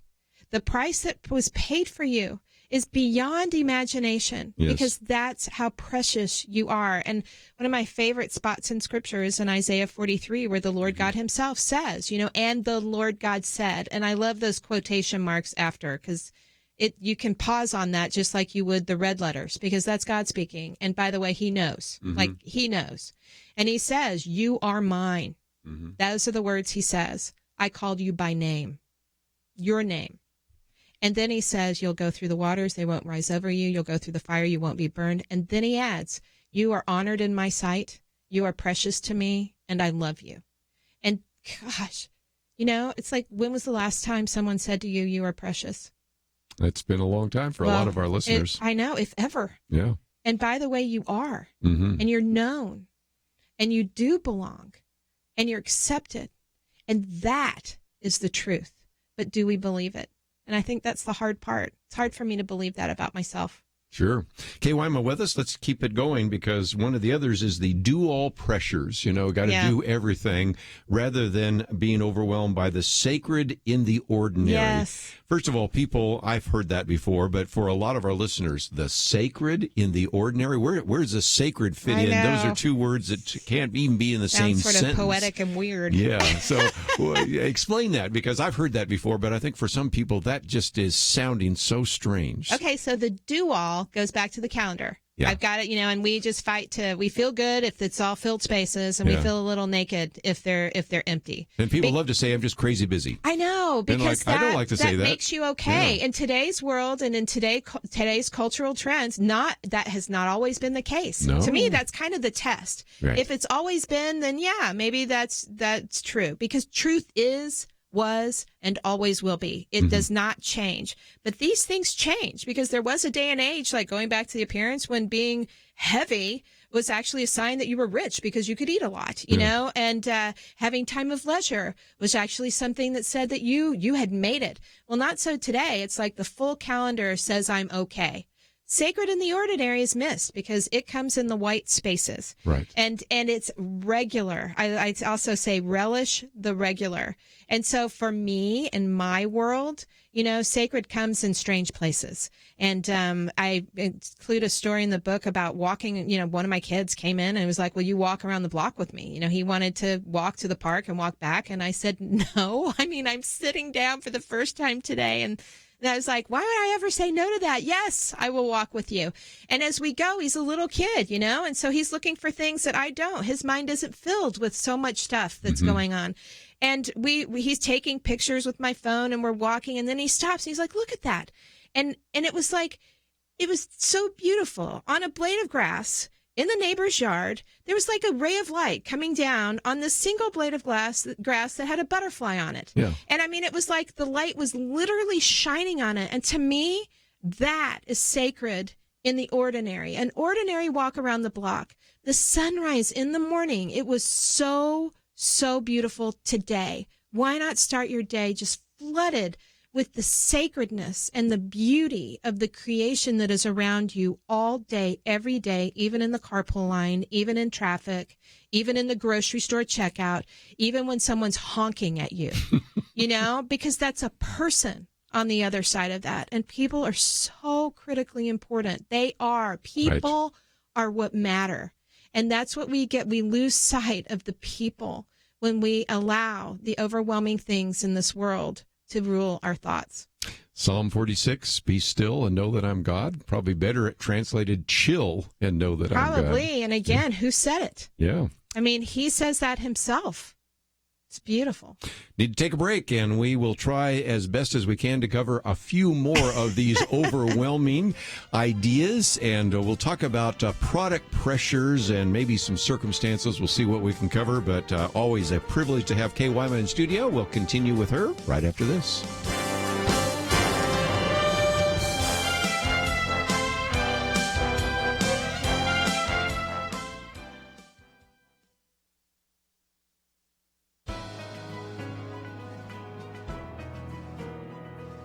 Welcome to the First Liberty Briefing. I'm Jeremy Dice. A cake artist from Colorado, Jack Phillips, enjoys designing and creating works of art that you can eat. But like every good artist, Jack knows his limits. When asked to create a customized wedding cake for a relationship his faith does not recognize, he politely declined, just like he does when the confectionery request contemplates alcohol, drugs, or other elements that prick his conscience. Still, someone complained. That complaint turned into hearings before commissioners that were supposed to judge the complaint with neutrality. Instead, at least one of the commissioners disparaged Jack's faith, explaining religion has been used to justify all kinds of discrimination throughout history, including, he added, slavery and the Holocaust.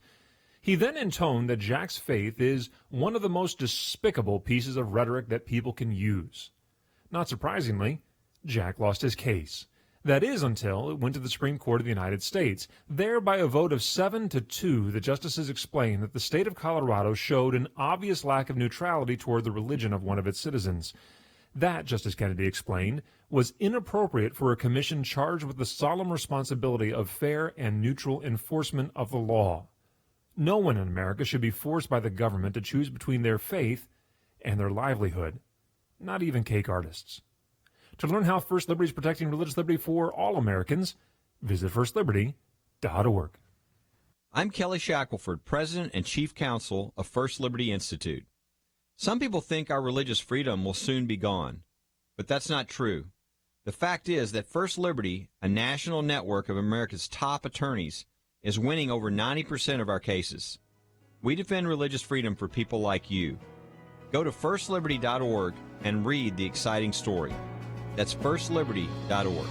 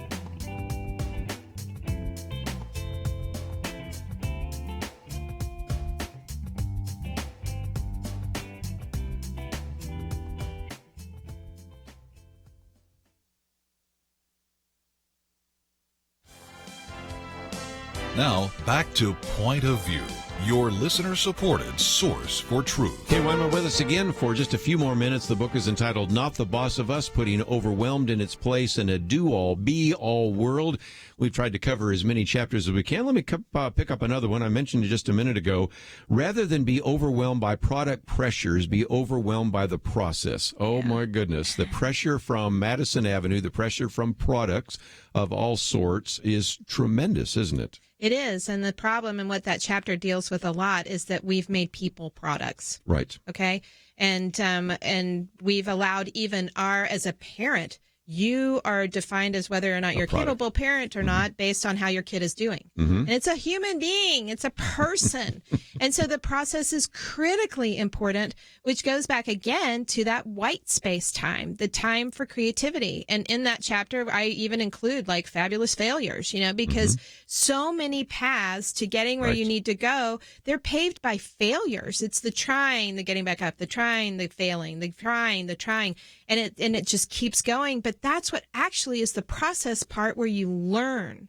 And they even, I don't know if you know this about Einstein, but he would hold ball bearings in his hands so that when he was going to sleep, it would wake him up, because those are when the best ideas came. And the amount of times people failed, even Einstein was considered a failure, was told he was a failure. You have lights in your studio right now. Thomas Edison, I think he failed trying to make the light 1,000 times. Well, thank goodness he didn't give up, you know?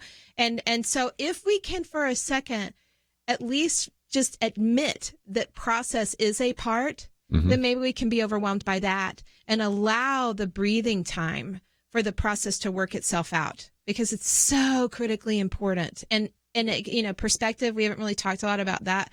But you have a section on the long view in that chapter there. Because perspective is critically important, because all of us can pull from our own lives to be able to get perspective. Because I know in my life, it has many years that were paved with failure and paved with hard stuff and paved with sticking with it when I wanted to quit. And I forget about that now, but I can look and go, oh, I got here because of that. And it wasn't just this rosy, everything was great ever. Yeah.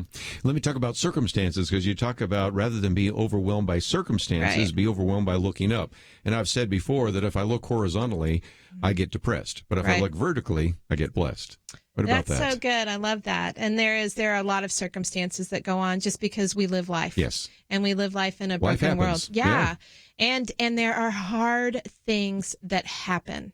And in the looking up, it gets your eyes off of whatever is going on. So just that act in and of itself, like literally physically looking up when you're starting to feel overwhelmed by all that's going on. And I know at this time of the year with school starting, there's a lot of circumstances happening in people's lives. And it could be, I got the nice teacher, I got the mean teacher. I'm saying there's no one that I know. I'm in the wrong carpool. I didn't get invited to that. Just all the stuff, and it's like, breathe. Well, when you start to feel that feeling like you can't breathe, that's overwhelmed. Yes. And it's look up, recognize what's going on, look up for a minute, because you get to see the vastness of the sky. Even if you're just looking up where you are, you will see more than just the being completely focused on something that's stealing life from you. And as you do, gosh, I think it's the expanse of the sky that is so powerful. And I think that's why it's just woven throughout the Psalms. Look up, because you see the sun making it's really us moving. The sun never moves. Right. And you get to see that every day that sun is there. Clouds, no clouds, the sun is there. And may it be a reminder of the truth of the one who created that sun, and go back to the truth of the one who says who you are. And again, that idea of looking up is to look past it. Again, you have the long view a couple of times you talk about in some of the chapters, because the moment it could be really difficult, you know, and certainly we recognize that sometimes what seems overwhelming, 2 Corinthians talks about, this momentary trial or this momentary difficulty. Well, some of it isn't so momentary, but in light of eternity, everything we deal with is momentary, isn't it? Yeah, but the momentary is hard. And I had one of my kids recently, I call him Birdie in the book because it's like a little birdie told me this. But he said to me when we were riding to school, he said, do you know why we can't see tomorrow? And I've always found that it's best to say why or what. And I was like, why? And he said, because you can only live today. Yes.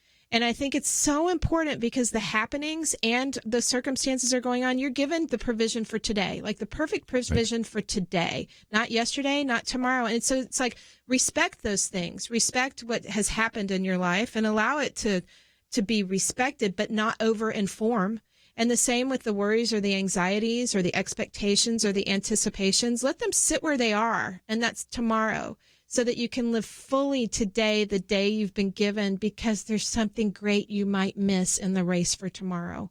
Just before we run out of time, let me just mention you have some chapters on bitterness and sufferings. Yes, yeah. And those we won't have as much time to go through, but just give us a little bit of let's talk about bitterness for just a minute, because again, don't be overwhelmed by bitterness, but be overwhelmed by forgiveness. Now, there are studies that have been done by secular psychologists that conclude that even if you don't want to forgive somebody, forgive them because it's better for you. And it's people amazing. that forgive are happier people in the world. Scientifically, it's been proven. And something about bitterness, that if you have bitterness, something wrong happened to you. So it's not like, oh, just say it's okay, because it's not okay. But the bitterness steals. It steals your joy. It steals your thoughts. And so you're giving so much power to whatever it was that had already done something wrong to you. And the power of being able to release the bitterness, and there are lots of ways to do that. You don't have to do it to the person that wronged you. You can actually walk through it with a friend, a safe friend, and be able to say, I have bitterness. I need to be forgiven and let go of this bitterness. Here's what's happened. I don't want to be bitter anymore.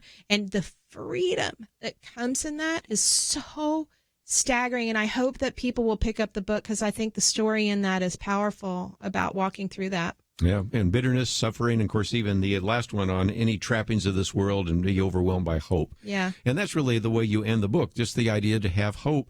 And these momentary struggles are, at least that's what it says in 2 Corinthians, are momentary in light of eternity, but they're really, really significant right now. And you can't change sometimes the circumstances, but you can change your reaction to them, can't you? Right, and being focused on the truth. And I'm glad you brought up the eternity, because that's one of them too. Be overwhelmed by just thinking in light of eternity. Are the would, coulds, and shoulds in eternity? No. So why let them have so much voice here? And it's even the circumstances and the hardships that you go through. The Lord is safe. He's safe. Yes. And he's protector. And he's the manna provider, and the manna meaning that you will have exactly what you need today. And it's that trust, I think, that brings forth that intimacy to actually believe that what he says is true. And so he is hope. There is hope. And I think when we can rest in that and at least for a minute, just go there, gosh, it gets our eyes off of whatever's stealing from us today. And it allows us to possibly see the person next to us who, let me just tell you, 100% needs a word of encouragement in their life today, too. Well, again, just the spiritual wisdom and discernment of Kay Wyma. It's his. It's not mine. Yeah, we're the wreck. We're the funny wreck on the side of the road. But again, not the boss of us, putting overwhelmed in its place in a do-all, be-all world. We also have a link to Kay Wyma. You don't even have to know how to spell it, because we got it right there. And I would encourage you to sign up to get the blog. You will laugh. And you even have you and Max Lucado in a car. Now, you don't sing karaoke like Jim Corden does. And some of that, I can sing. My kids don't think I can, but I can. In the shower, I'm excellent. So, again, you've got all that on the website. And if you would like a pick-me-up, I think you will certainly find it on your website. And I appreciate you not only writing the book, but giving us an hour today in the midst of your media tour. It's always great to have you in studio. Thank you so much. I really appreciate it. We're going to take a break, and when we come back, we'll get into some other issues. But if you find yourself saying, okay, I would like to hear that again, first of all, you can download the podcast and listen to it. Of course, it was also on video, so you can also watch the YouTube channel. And, of course, we've also got a link to the book and an opportunity for you to go to kaywyma.com. All of it available.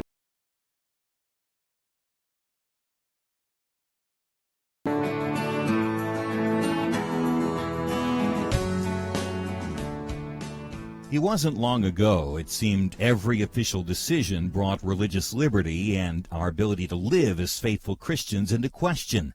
Some of us wondered how long it would be before we were literally forced to choose between obeying God or men. That pressure seems to have subsided just a bit, and now is the time not to take a breath, but to work as hard as we can for the future of our nation. Thanks to you, Point of View is doing just that. And our special thanks to those who have become members of Truth Team 360. In football, 22 guys battle it out on the field while 40 or 60,000 watch in the stands, and perhaps hundreds of thousands more watch on television. We need a special few to get out of the seats and into the game. Join today by calling 1-800-347-5151 and ask to join the Truth Team, or visit us online at pointofview.net/team. We really do need you. The nation needs you. 800-347-5151 and pointofview.net/team. Point of View will continue after this.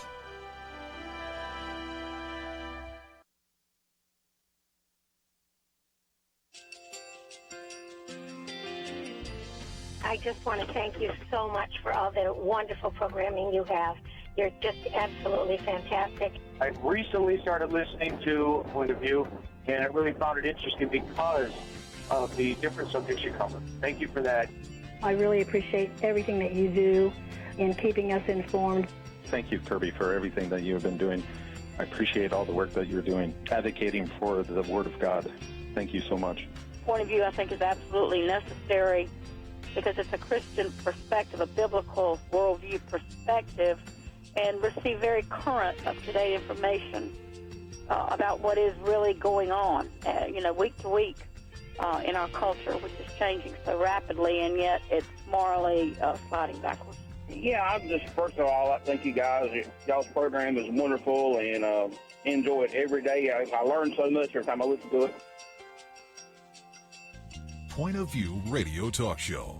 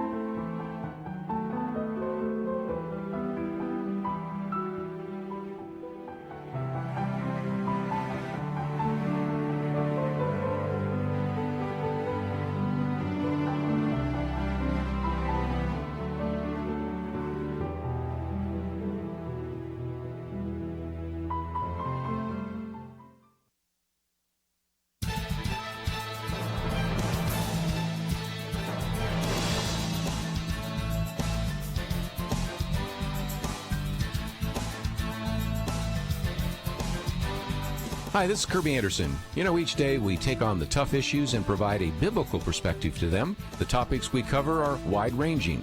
Apologetics, theology, prophecy, creation and evolution, intelligent design, marriage, family, child-rearing, the millennial generation, trends in society, politics, economics, business, religious liberty, the Constitution, public policy, foreign policy, military policy, tensions in the Middle East, abortion, homosexuality, pornography, sexual ethics, media, technology, history, and America's godly heritage. We talk about anything that affects your faith, your family, or your freedom. So don't go anywhere, because Point of View continues right now.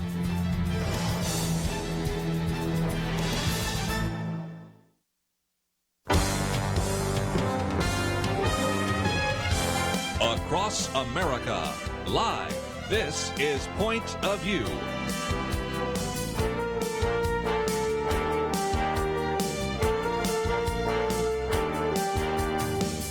And now, Kerby Anderson. This hour we want to do some things which I think would be an encouragement to you, especially if you've lost a loved one, if you're a widow, but also want to salute those of you that have served in the military as we talk now with Kris Emmert. New book out, Providing Promise, A Navy Widow's Journey to Hope.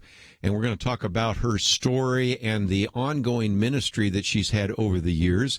A very powerful message that she gives to groups, and you'll have a chance to hear that in just a minute.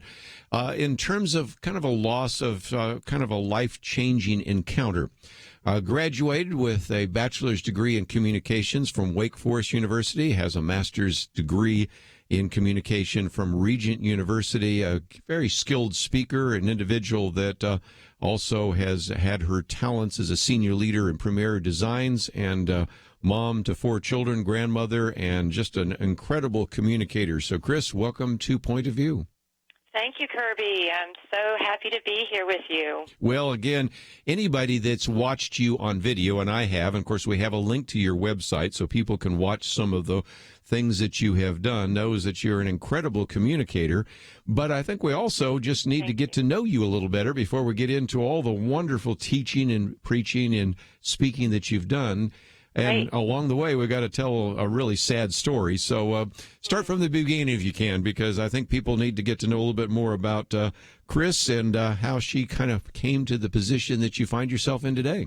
Absolutely. The story really goes back 25 years ago, Kerby, and I was really living the perfect life. I was married to a lieutenant commander, a naval aviator, and we were based out of Norfolk, Virginia. I was a stay-at-home mom. I had just finished my master's degree at Regent University, and I was at home with our children. We had 2 little girls, and I was getting ready to really start my PhD program to be a professor, but my husband was getting ready to deploy. He was on the USS Theodore Roosevelt, and he was with an E-2C Hawkeye Squadron, the VAW 124 Bear Aces, and they were getting ready to deploy for 6 months. So we decided that I was just going to be at home with the girls. They were 3 and 7 months old, and just do the Navy wife thing while he was gone out to sea, and then when he returned home, we were going to start the PhD program and pursue my career.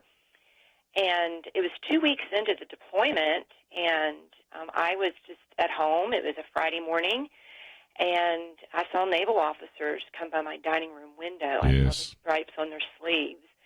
And I had just dropped my 3-year-old daughter off at preschool, and I had my little 7-month-old baby sitting in her high chair. I was feeding her a snack, and I saw those stripes going by our windows. And by the time I got to the door and opened the door, I saw these naval officers standing there with just tears streaming down their face. And it was one of those moments when it's a naval aviator's wife's worst nightmare. And my husband had always kind of teased about it. He had always said, you know, if you see naval officers coming to your door, they're coming to tell you that my plane has crashed. And he would joke about it, and I would say, oh, stop it. And he would always say, well, I do fly the safest aircraft in the Navy, because he flew the E-2, which was pretty slow, turboprop engined aircraft. It wasn't a fast F-14 Tomcat by any means. And when I went to the door, my life just completely shattered in front of me. And my perfect little life just completely fell apart. And I went in an instant, went from being a stay-at-home mom and a Navy wife to being a single mom and a Navy widow. And I was 31 years old. Well, and again, you also talk about your spiritual pilgrimage and all of that.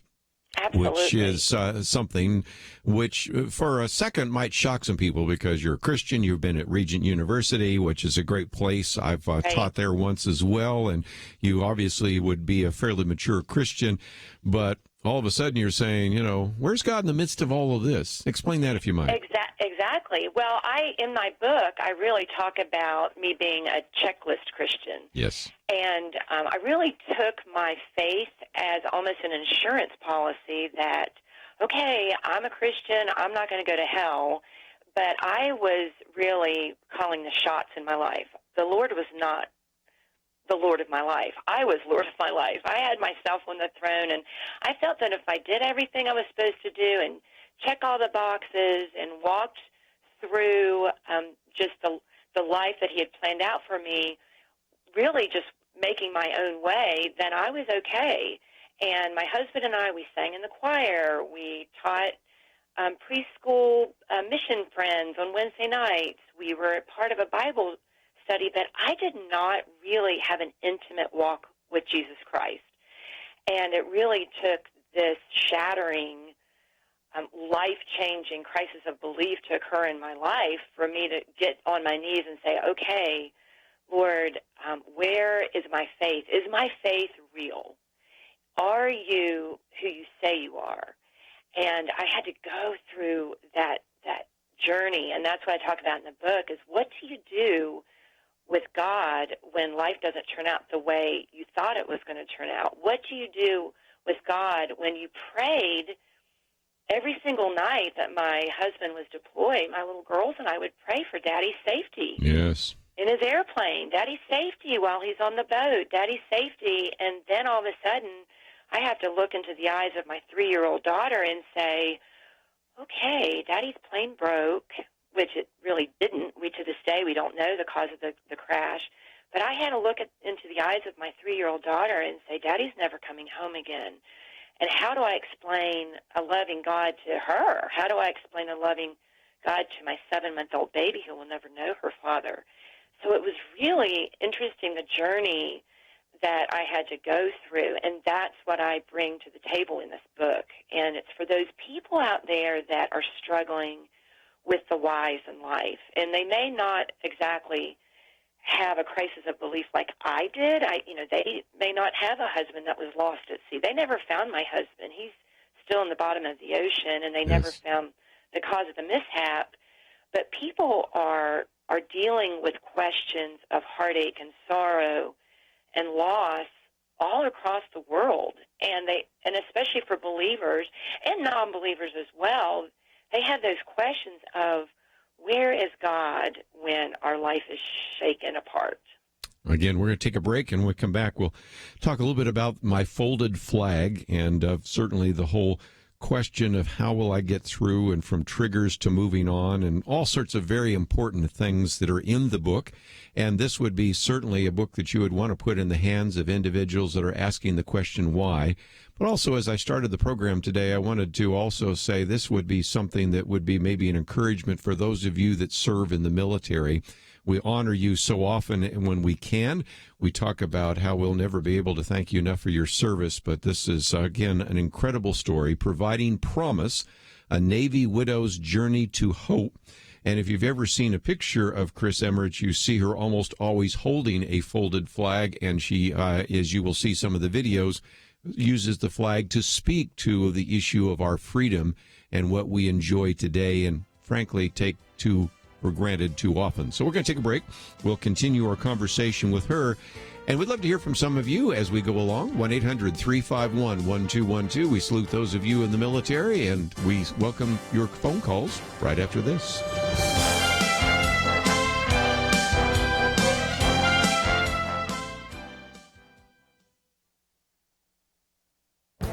This is Viewpoints with Kerby Anderson. As we approach the November midterm elections, it's worth mentioning once again the need for states and local jurisdictions to clean up their voter rolls. The recent special election in Ohio was yet another reminder of the fact that there is still a lot of work to be done. The race between Republican Troy Balderson and Democratic Danny O'Connor ended up being very close. That means that counting of absentee ballots and provisional ballots will be important and could make the difference. You know, close elections like this illustrate the need for accurate voter rolls and the need for voter ID. One expert with the Government Accountability Institute reports that there are 170 registered voters in Ohio's 12th congressional district that were listed as being over 116 years old. In case you're wondering, the world's oldest living person is a 115-year-old resident of Japan. You would think that that fact alone would be reason enough to start cleaning up the voter rolls and to implement voter ID. But just look at the responses on Twitter when Shannon Bream of Fox News posted her tweet about 170 voters in Ohio race over 116 years old. Or look at the response when talk show host Kevin McCullough posted that this was an argument for voter ID. The responses range from claims that voter ID is racist and elitist to those who point to voter fraud that led to the election of Donald Trump. That one got me. On the one hand, they believe that Russian tampering led to the illegitimate election of the president, but also believe that there is no possibility that election fraud could occur in the recent congressional special election. One report estimates that there are 248 counties in this country that have more names on the voter rolls than the total number of people of voting age in those counties. That's too much opportunity for mischief. It is time to clean up the voter rolls. I'm Kerby Anderson, and that's my point of view. Take Kerby and the Point of View team with you on the go with the Point of View app. Search for Point of View Radio at the Apple or Google Play stores.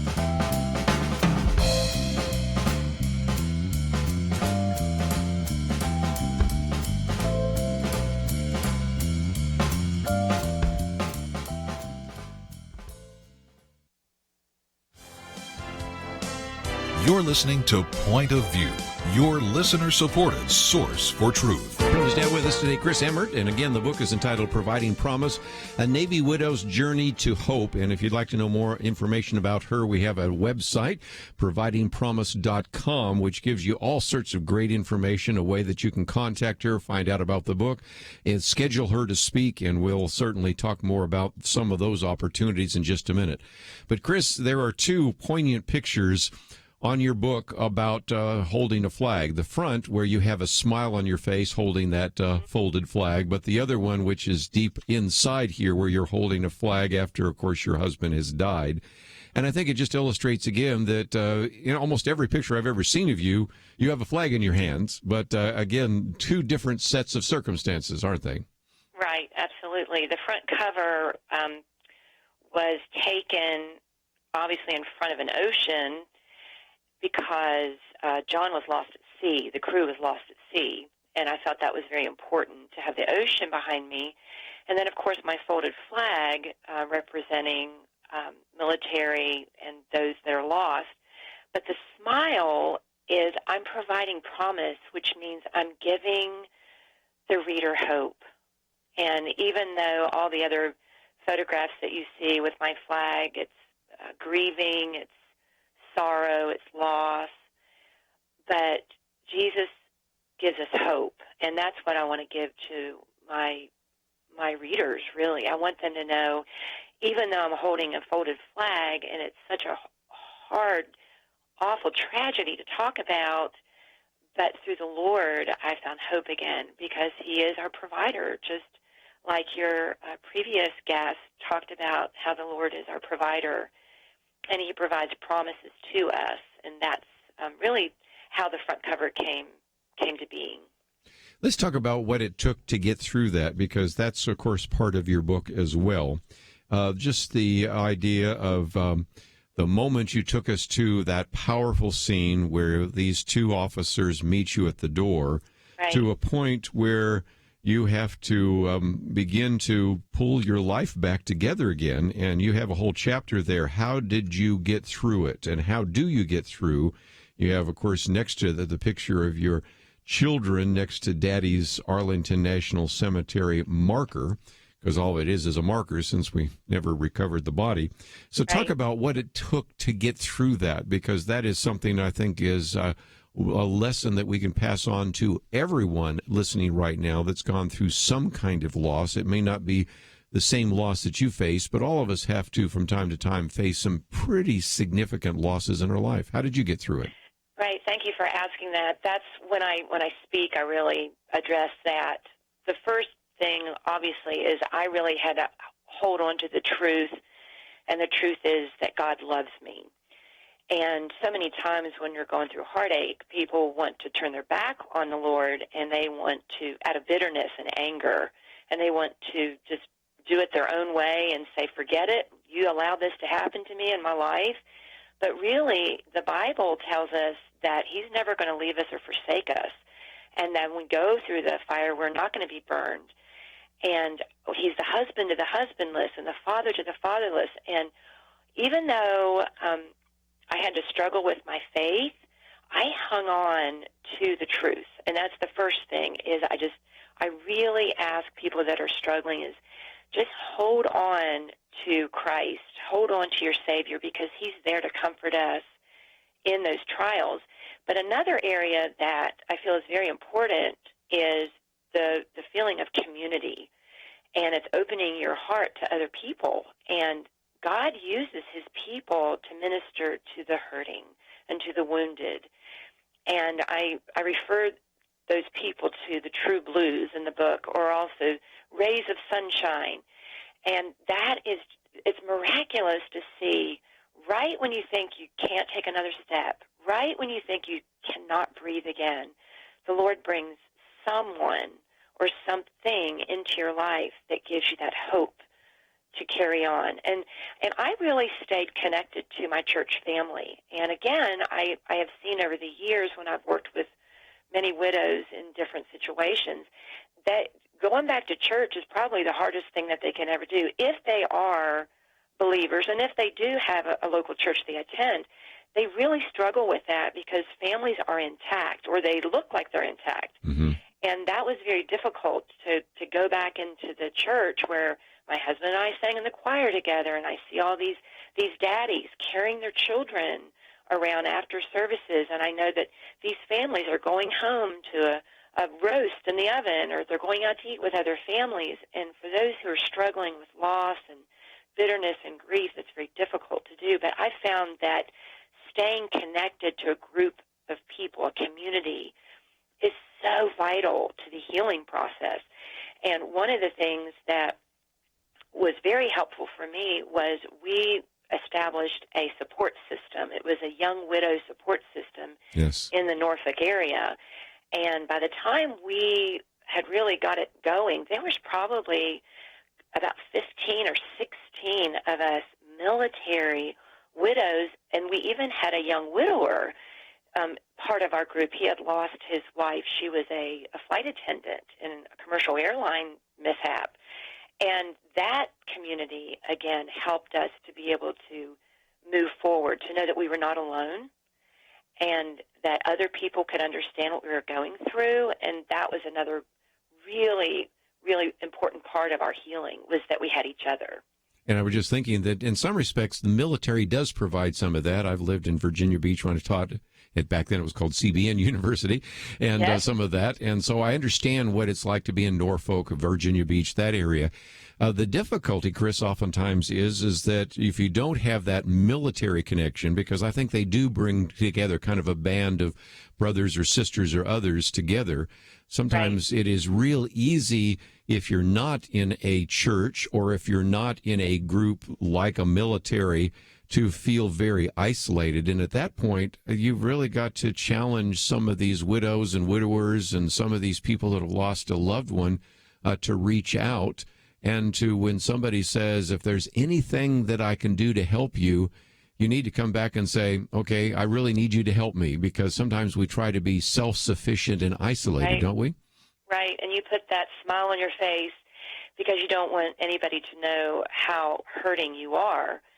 And that's the beauty of Grief Share, that's an organization, and one of the things that I'm going to be launching soon, I don't have it launched right now, but I'm working on Providing Promise Ministries, and it is for a community to help men and women who are going through loss. And it's something I did want to bring up is loss is loss, and it doesn't even have to be a death.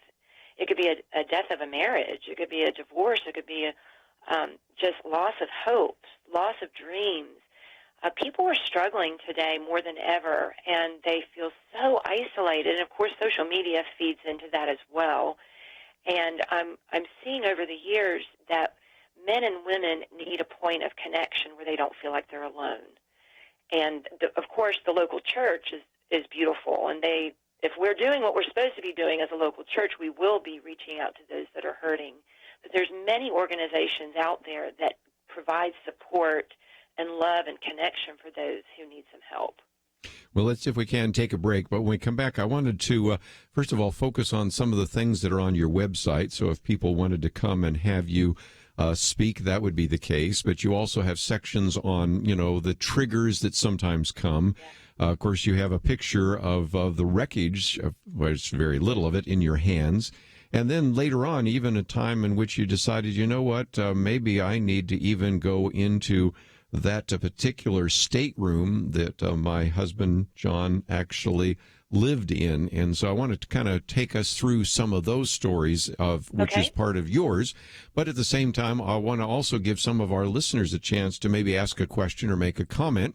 And so if you would like to join us today, we're talking with Kris Emmert about her book, Providing Promise, A Navy Widow's Journey to Hope.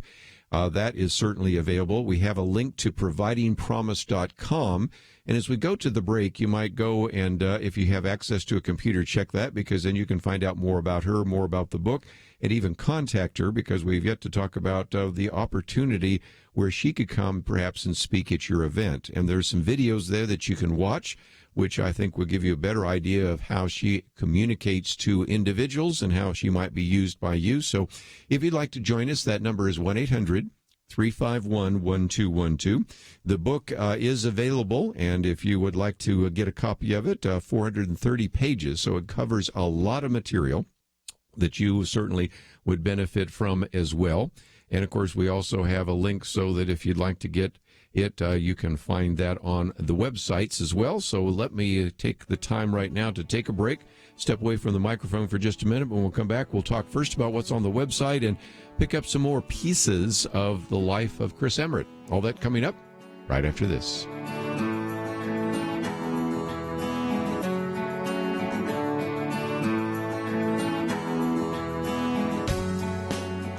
There is no more dangerous time than when things are going well. Remember Elijah on Mount Carmel? Fire came down. There was no doubt who was God, but what happened next? He went from amazing faith to a time of great fear and depression.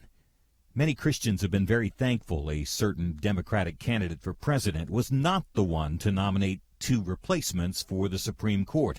But as with Elijah, times of great victory are also times of great danger. Moments like this are not the time to take it easy. This is not the time to let our guard down. This is a time to double down on our work in the community, to serve and pray and plan and invest in a better future. This is the time to join Point of View's Truth Team 360 to make sure today's promising gains are not lost tomorrow. Show your commitment to our future by visiting pointofview.net/team or call 800-347-5151. Ask to join the Truth Team. Pointofview.net/team and 800-347-5151. Point of View will continue after this.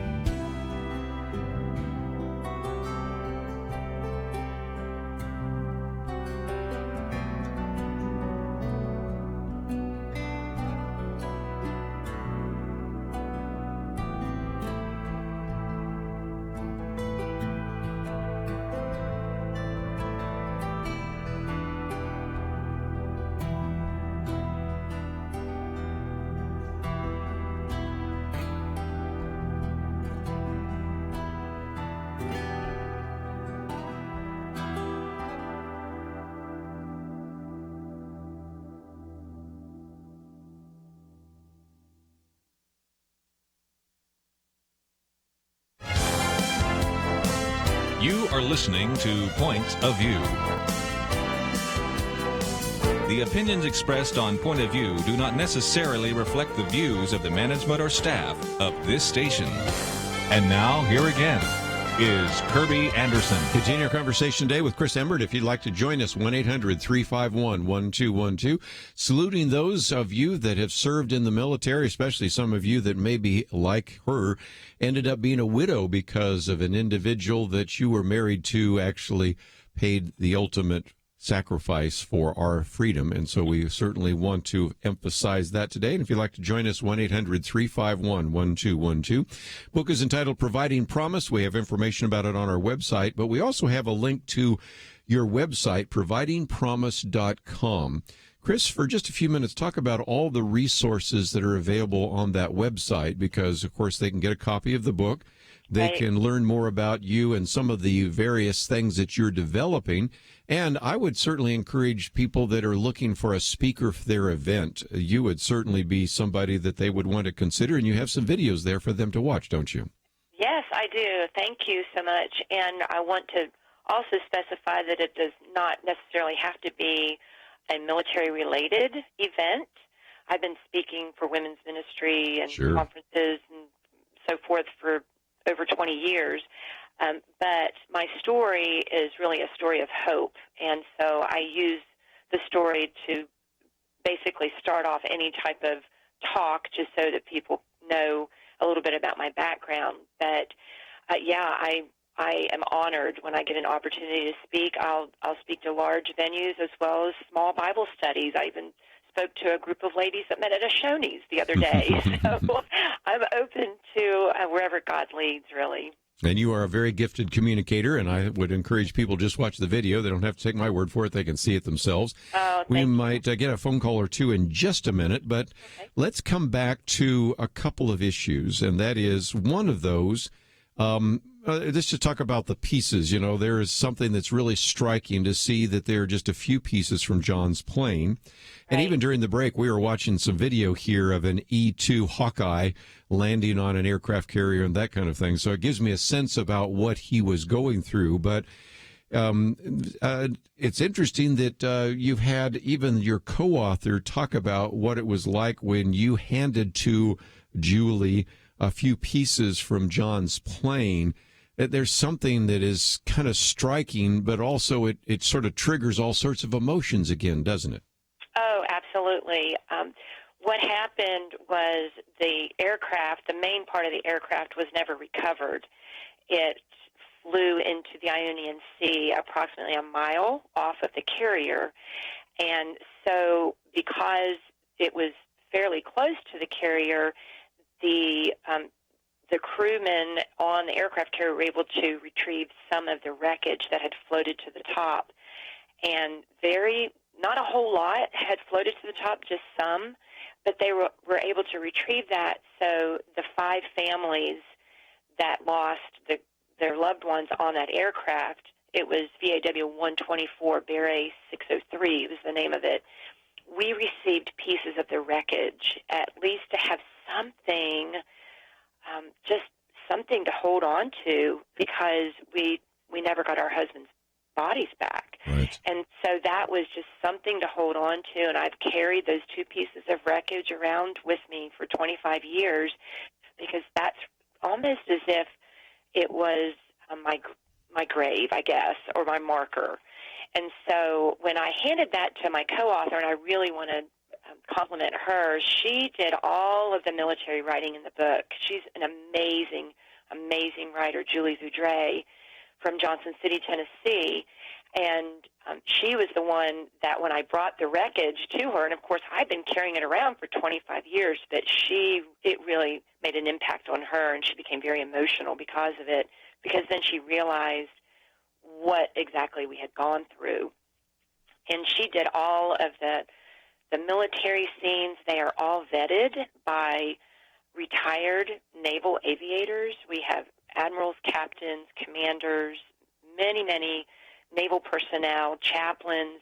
They read through these scenes to make sure they were accurate. So for the military person that's out there, this is a book for them as well. It really does honor the Navy. It honors our military, and I think they will enjoy it. It's not just my journey. It's also what is it like to fly an E-2? What is it like to live on an aircraft carrier? Mm-hmm. It's an interesting to talk to some of the officers who have read the book now, and they're very excited about it. In fact, it will be featured at the Tailhook Association in Nevada this very fall. good. Yeah, So that's I'm very great. excited about that.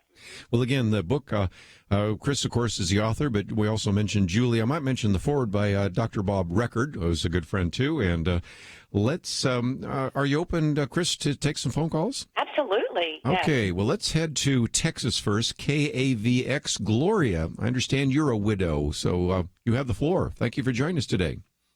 Yes, thank you very much. I just wanted to express how much I appreciate this young woman. I am a widow now, just recently, and my husband was in the Navy and served on submarines.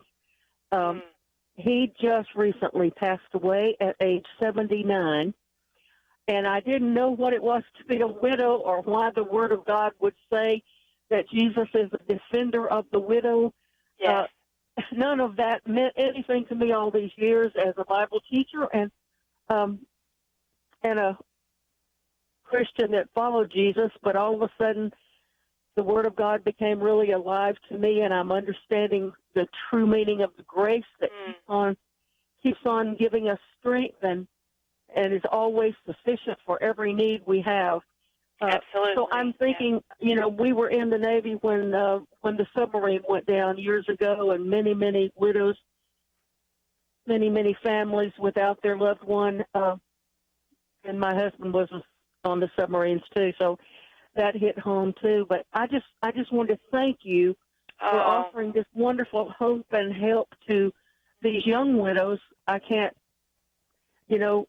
all of us have a different journey, and I'm so very thankful that we served in the military for 20 years, and then my husband lived to be 79. So that's a wonderful blessing. Yes. Yeah.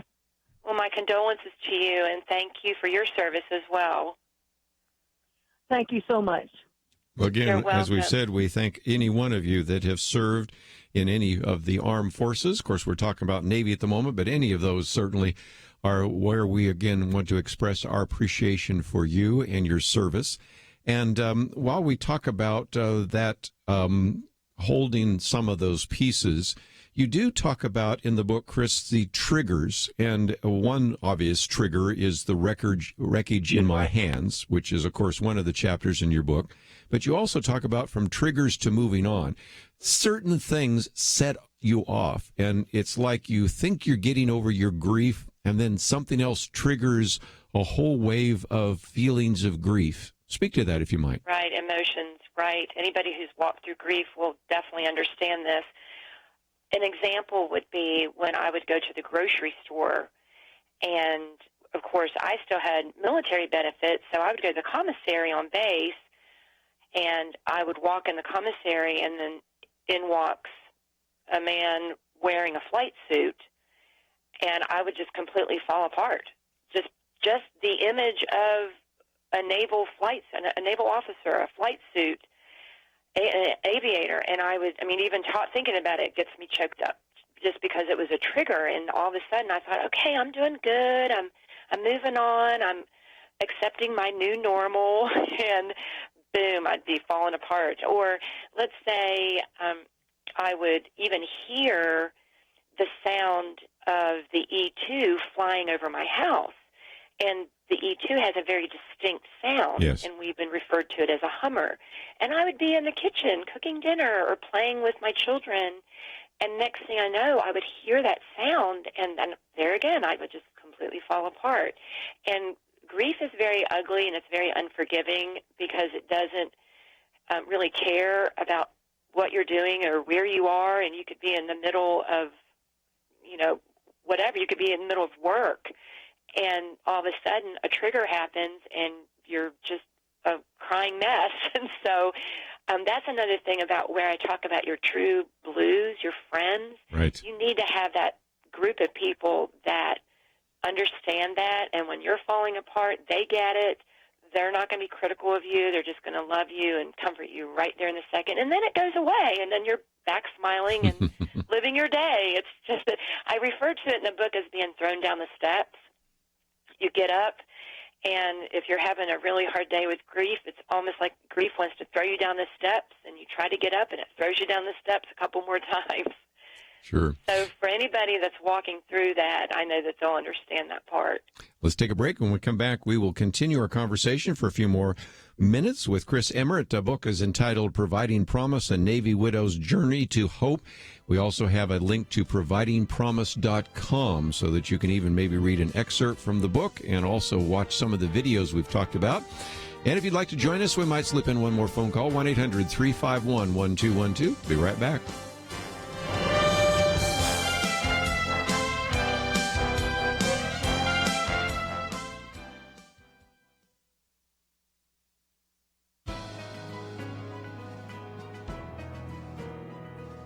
Welcome to the First Liberty Briefing. I'm Jeremy Dice. A cake artist from Colorado, Jack Phillips, enjoys designing and creating works of art that you can eat. But like every good artist, Jack knows his limits. When asked to create a customized wedding cake for a relationship his faith does not recognize, he politely declined, just like he does when the confectionery request contemplates alcohol, drugs, or other elements that prick his conscience. Still, someone complained. That complaint turned into hearings before commissioners that were supposed to judge the complaint with neutrality. Instead, at least one of the commissioners disparaged Jack's faith, explaining religion has been used to justify all kinds of discrimination throughout history, including, he added, slavery and the Holocaust. He then intoned that Jack's faith is one of the most despicable pieces of rhetoric that people can use. Not surprisingly, Jack lost his case. That is until it went to the Supreme Court of the United States. There, by a vote of 7-2, the justices explained that the state of Colorado showed an obvious lack of neutrality toward the religion of one of its citizens.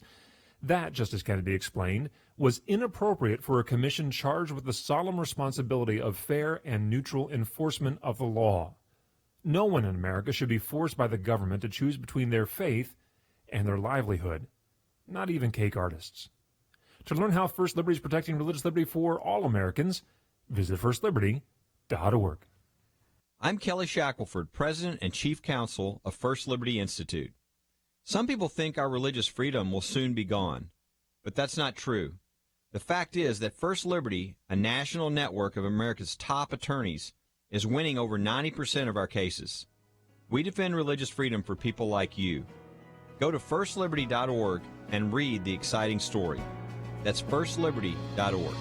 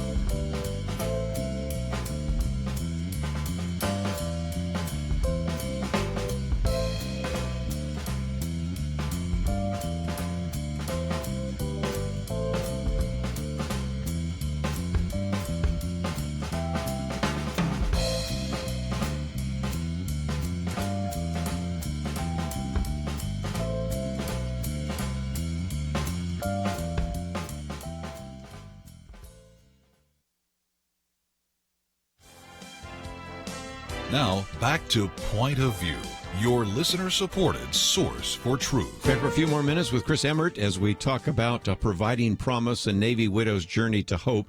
You're talking about the true blues, and I thought there were two things I want to talk about before we run out of time. One is to talk about what people can say to you as a widow, and then what about your kids?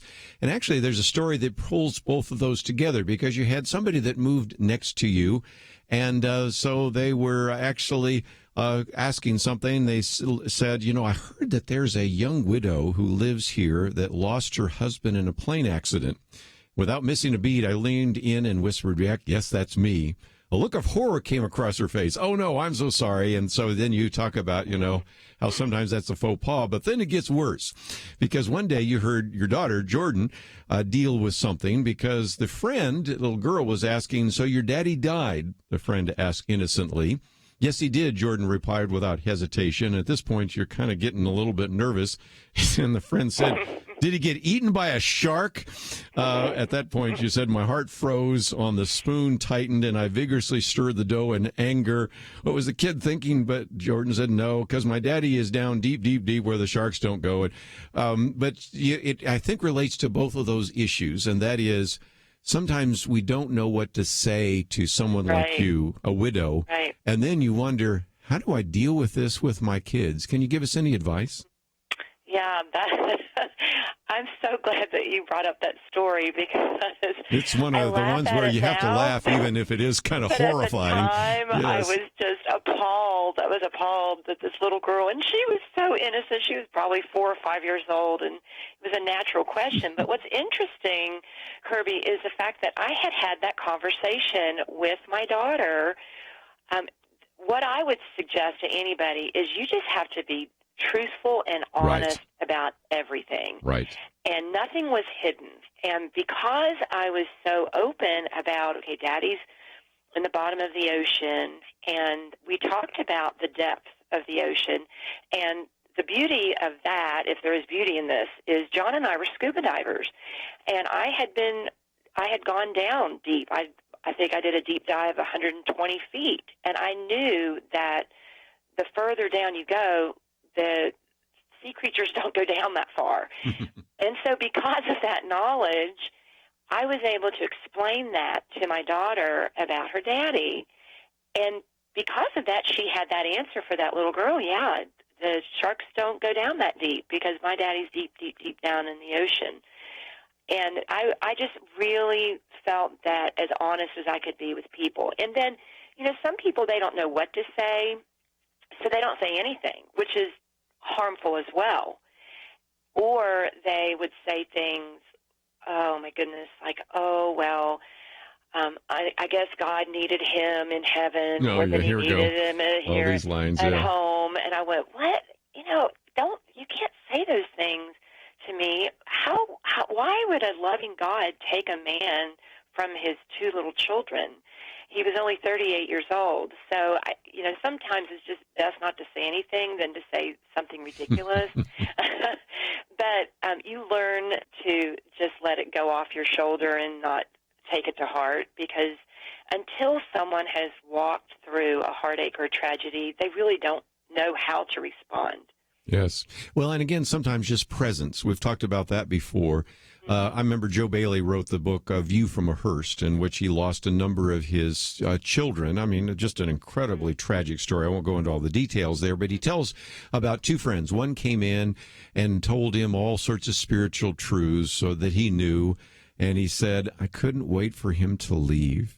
Then he had another one that came and just, read a Bible verse and then listened to me, and we cried together. He said, and I hated for him to leave. Right. It's just so, and I think it was an illustration of, at this point, I don't need all the Bible verses. I don't need the platitudes. I don't need all the feel-good things to make you feel good. But if you can be a presence and show that you care, then yes, that's something that will be helpful to me as an individual. And back to the issue of your children, I've oftentimes thought that death is kind of like sex. We always say, well, we want to have the talk, with our kids. But that the talk is usually stimulated when you're driving in carpool and they say, Mommy, what's sex? And you go, I didn't expect that one to come up right then. But then you have to be honest and share. And the same thing, whether it's Jordan or any of your children or any of your friends that sometimes just ask the question, that's the time to share. And you had equipped her to actually give an answer, even while you were stirring that dough with a little bit of anger at the time. Yes. So anyway, we're just about out of time. Let me, before we do run out of time, talk about going to your website and finding out what individuals can find there. And the first thing I've mentioned, of course, is there's information about you, information about the book, but there's a contact sheet, and that is something that people might want to use, because if they watch the videos, they recognize, as you said, you can certainly speak in military and patriotic settings, and you have some of those, but anybody that would want to have you come and speak to individuals that have faced loss or wondering about God's will in their life, You are Right. available for that. So talk about Absolutely. what that could happen and how that could actually come about, because this book, as well as your speaking, are going to have a great ministry and already are having quite a ministry. Thank you. Yes, they can register on my website, providingpromise.com. They can do a speaking request on that website, or they can also email me at kris@providingpromise.com. And I am scheduling churches, venues, events right now through the fall. I speak really throughout the week, on the weekends. I'm open to whatever. I'm going to Kentucky. I've got I'm speaking at a church, a women's luncheon in Norfolk. I have one scheduled for Richmond, Virginia. So, and I've got a church in California that's actually looking at their schedule right now. So I'm excited about the doors that God's opening through this. And I just want to offer hope. That's my thing. I met with Beth Moore, and I'll just say this really quickly. I had an opportunity to have her pray over the book, and I've been under her Bible studies for over 20 years. And I told her when she and I were talking after we prayed, I said, Beth, I really wrote this book for the one. There's that one person that's out there that needs hope, and they need to know they're not alone. And that's that one that's out there, and that's my prayer, is the one will read my story and be inspired and know that God has them and that they're special, and God created them with value and purpose, and He loves them dearly, and He wants to comfort them as they go through their trial, whatever that trial may be. And again, let me just mention that you have a video that is about 3.5 minutes long that introduces you. And then you have the other video that you did more recently at Premier Designs, where you're holding the flag, and that's about 7 minutes long. So people can watch the videos and get a little bit more of a sense of how you would communicate some of these ideas and how they could use them in their particular events. So, Kris, I thank you for the vulnerability in your book, and I thank you for giving us an hour today here on Point of View. Thank you so much, Kerby. God bless you and your ministry as well. That's all we have for today. Let me just mention that, again, if you wanted some more material, it is available at our website, pointofview.net, and so I would encourage you to go there and find out more. If you find yourself saying, I really would like to hear this again, or I know somebody that would really benefit from hearing this interview, you can, of course, download the podcast and send it to someone or listen to it again. Or, of course, you can also go to our YouTube channel and find it and use that and send it on to others. So take the time, if you can, to benefit from this, if you'd like to listen to it again, or to pass it on to others that would benefit from this. And as I've said at the very beginning, we certainly salute those of you that have served in the military, and especially those of you that lost a loved one in the process. I want to thank everybody who's been involved in this broadcast. Andrew and Steve, I'll see you back here tomorrow, right here on Point of View. It wasn't long ago it seemed every official decision brought religious liberty and our ability to live as faithful Christians into question. Some of us wondered how long it would be before we were literally forced to choose between obeying God or men. That pressure seems to have subsided just a bit, and now is the time not to take a breath, but to work as hard as we can for the future of our nation. Thanks to you, Point of View is doing just that. And our special thanks to those who have become members of Truth Team 360. In football, 22 guys battle it out on the field while 40 or 60,000 watch in the stands, and perhaps hundreds of thousands more watch on television. We need a special few to get out of the seats and into the game. Join today by calling 1-800-347-5151 and ask to join the Truth Team, or visit us online at pointofview.net/team. We really do need you. The nation needs you. 800-347-5151 and pointofview.net/team. Point of View is produced by Point of View Ministries.